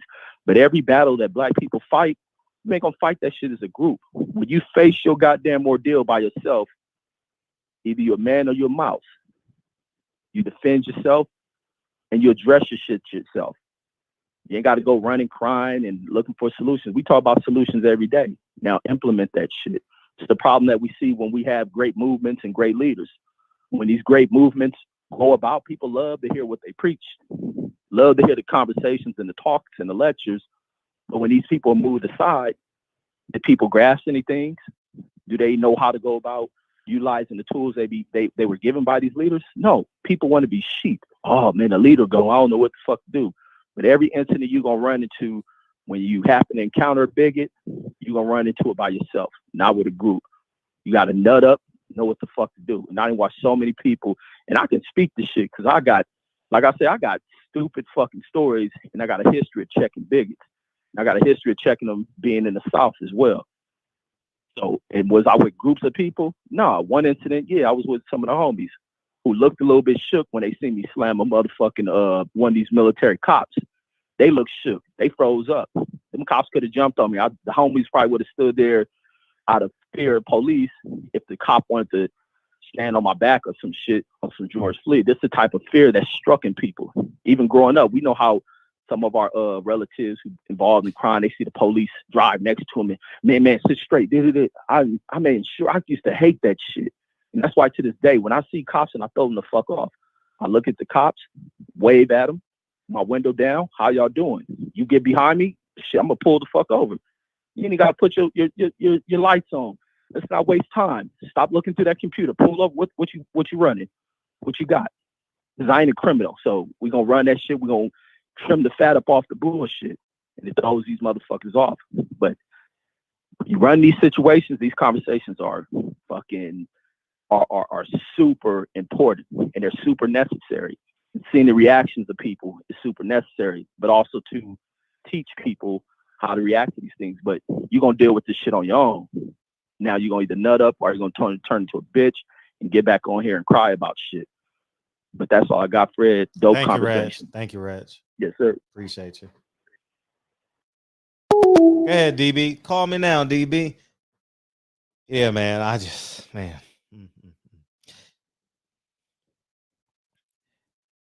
Prepare your kids, man. Stop thinking America is just everybody's so equal. We're so beautiful. What's up, DB? What's going on, man? That was a good cook by Reg, man. I had a lot to say, and I think Reggie covered about 117% of it. You know what I'm saying? Mm-hmm. So Reg did a good job of encapsulating and putting it all into a box and shipping it out to everybody in the community and into the shop. So shout out to Reg for that. Sure. Yeah, man.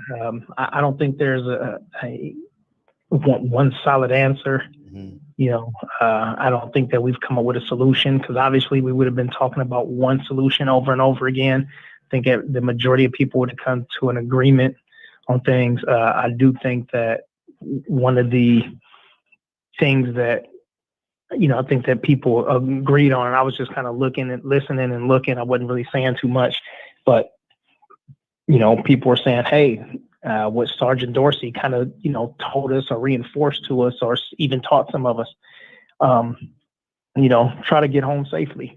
And listen, that doesn't always work, you know, because you can do everything that you're supposed to do and still, you know, find yourself with the ancestors. You know what I mean? But I think it's a part of our duty as the so-called conscious community to start telling our nephews and sons, and even just, you know, people that are mentees, we need to start showing them how to do things. And I mentioned the video games and all of that stuff the other day. You know, it's easy to parent from kids having cell phones and video games and Instagram, and, you know, they having fun on TikTok. Yeah, that's easy and it's fun and it may be cool for a moment, but we gotta put all of the tablets and devices down for a moment and have these heart-to-heart conversations. You know, sometimes they got to see those videos. We don't let them see it too much because we don't want them to get desensitized. You know what I mean? We don't want them to get accustomed to seeing young black boys getting murdered or black people get murdered, period, especially by the police. But we got to sometimes have these, not sometimes, a lot of times have these conversations with them. You know what I mean? And test them to see what they already know. You know, what if this happened to you? What would you have done? You know, what do you think could have been done differently? Okay, now this everything played out the same way it is. Like, you know, we have to have these conversations and make them use their brain. They use their brain for 2K and for whatever what's his name, John Madden, and they use their brain for that to see how fast they can think. But now let's see how fast they can think about real life shit, about stuff, about reality, you know, and meeting somebody face to face and learning how to shake a hand, knowing how to look a person in the eyes, you know, without staring to make a person feel superior or inferior, you know, how to interview somebody and taking those interview and sales skills from an office and using them in the real world, you know. Yeah, these conversations got to happen, but the conversation, listen, if it doesn't happen with us, it ain't ever going to happen.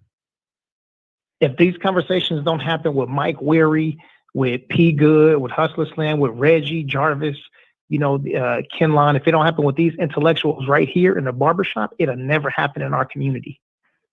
Nobody better suited for the job than we are. So we have to add these conversations. Yeah, they tough conversations, and we don't want to have them, and we don't want to be emotional, and we don't want to be, you know, show too much passion in one thing, and you know, look vulnerable, you know. But the conversation has to happen. Otherwise, this shit will continue to happen. Anyway, that's my piece. Yep. Y'all hear the bird. Y'all hear the bird over me, so I can barely hear. Yeah, I'm with it. I agree. I agree with you, man. Like, shit. Get home safely, man. I just want you to get home safely, man. You know, I mean, ain't nobody here wanted for murder.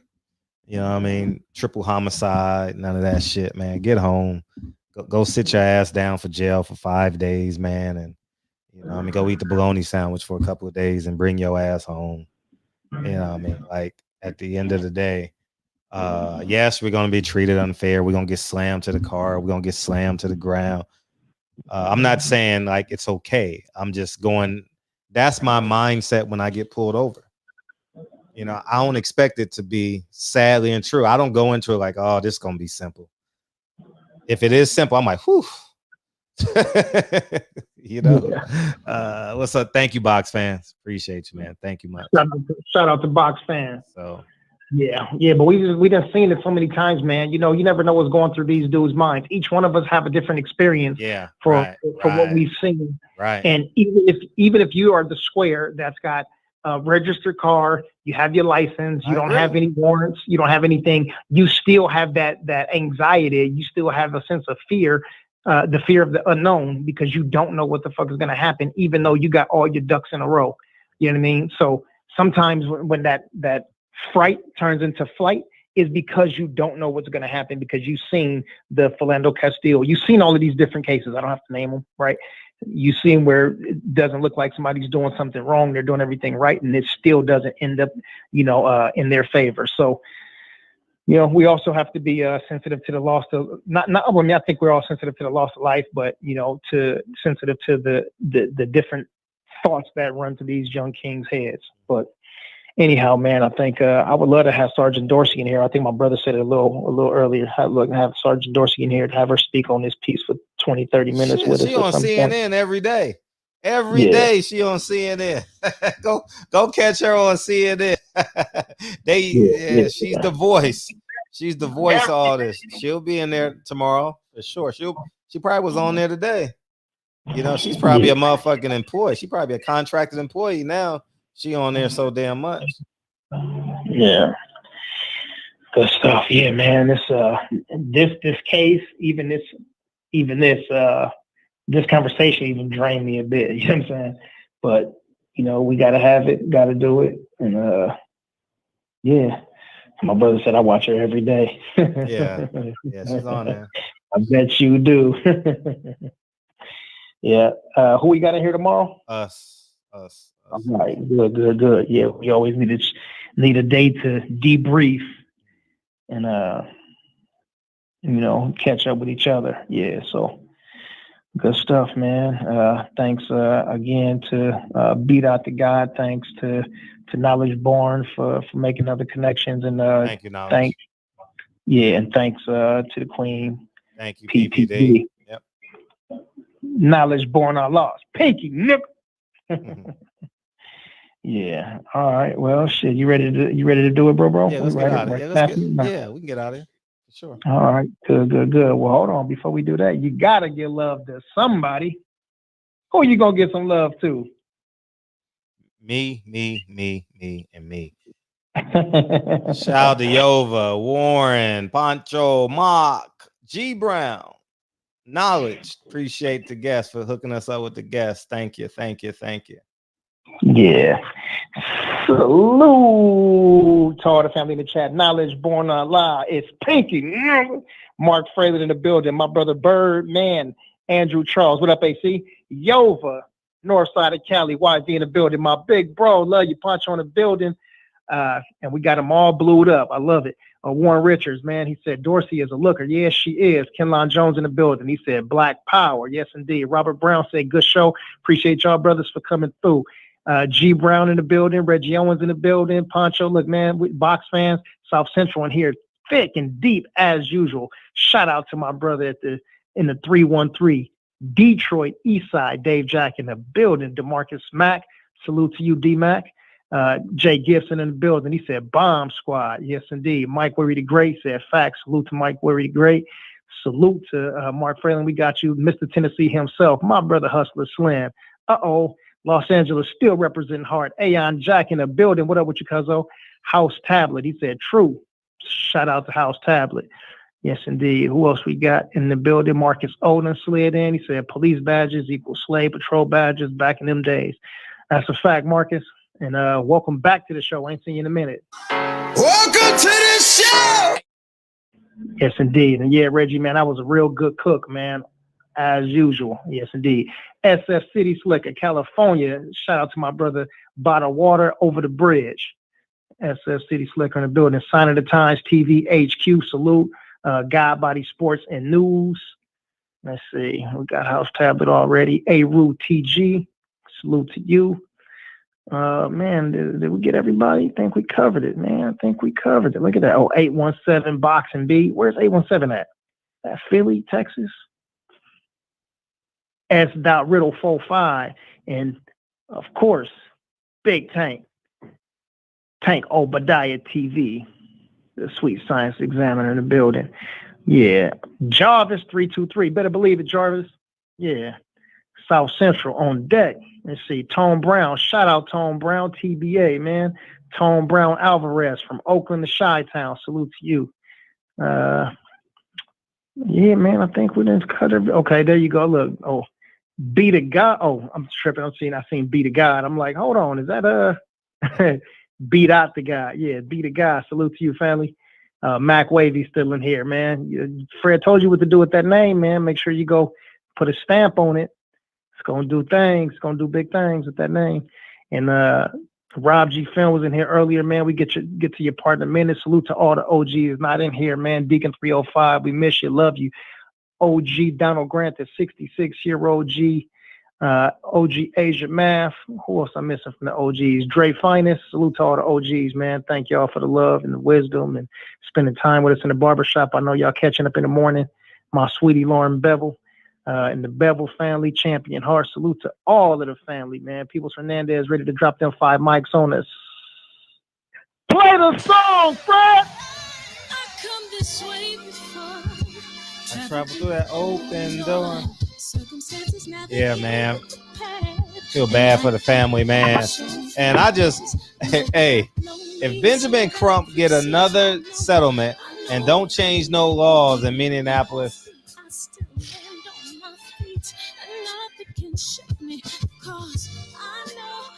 man, it's that hoodie dope. I got it in Soul Folks. That's where I got it. Shit, it's $150 now for this sweater. I got it for $80. Whew. Fred got a deal. I went in there the other day. The devil is a lie. Hey, I was like $150. Good Lord. Damn.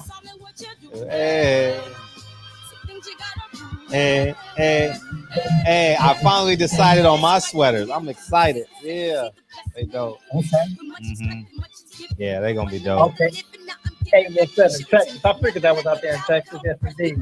Nigga, that nigga would have said Oklahoma. I figured I was like, it sounded like Oklahoma.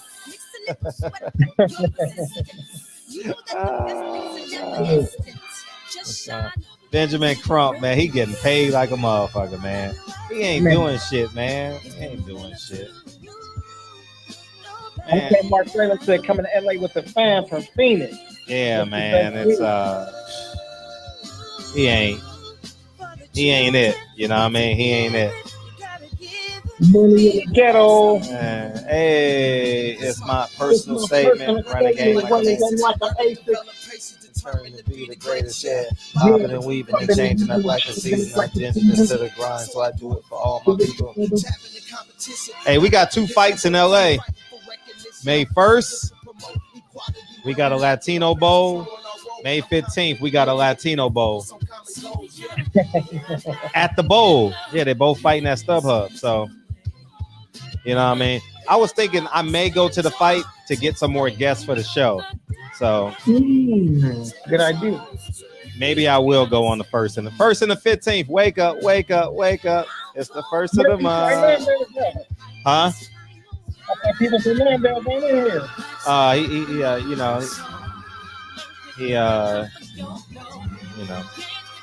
take it personal. But The the devil is a lie. Hey. People, Hernandez, where you at, brother? Wake up. There he Oh, is. barely. You barely made it, dog. You barely made it, dog. You barely made it. Love y'all, man. Love y'all. Love y'all. Love you, DB. I'm gone, man. Love you, bro. Peace.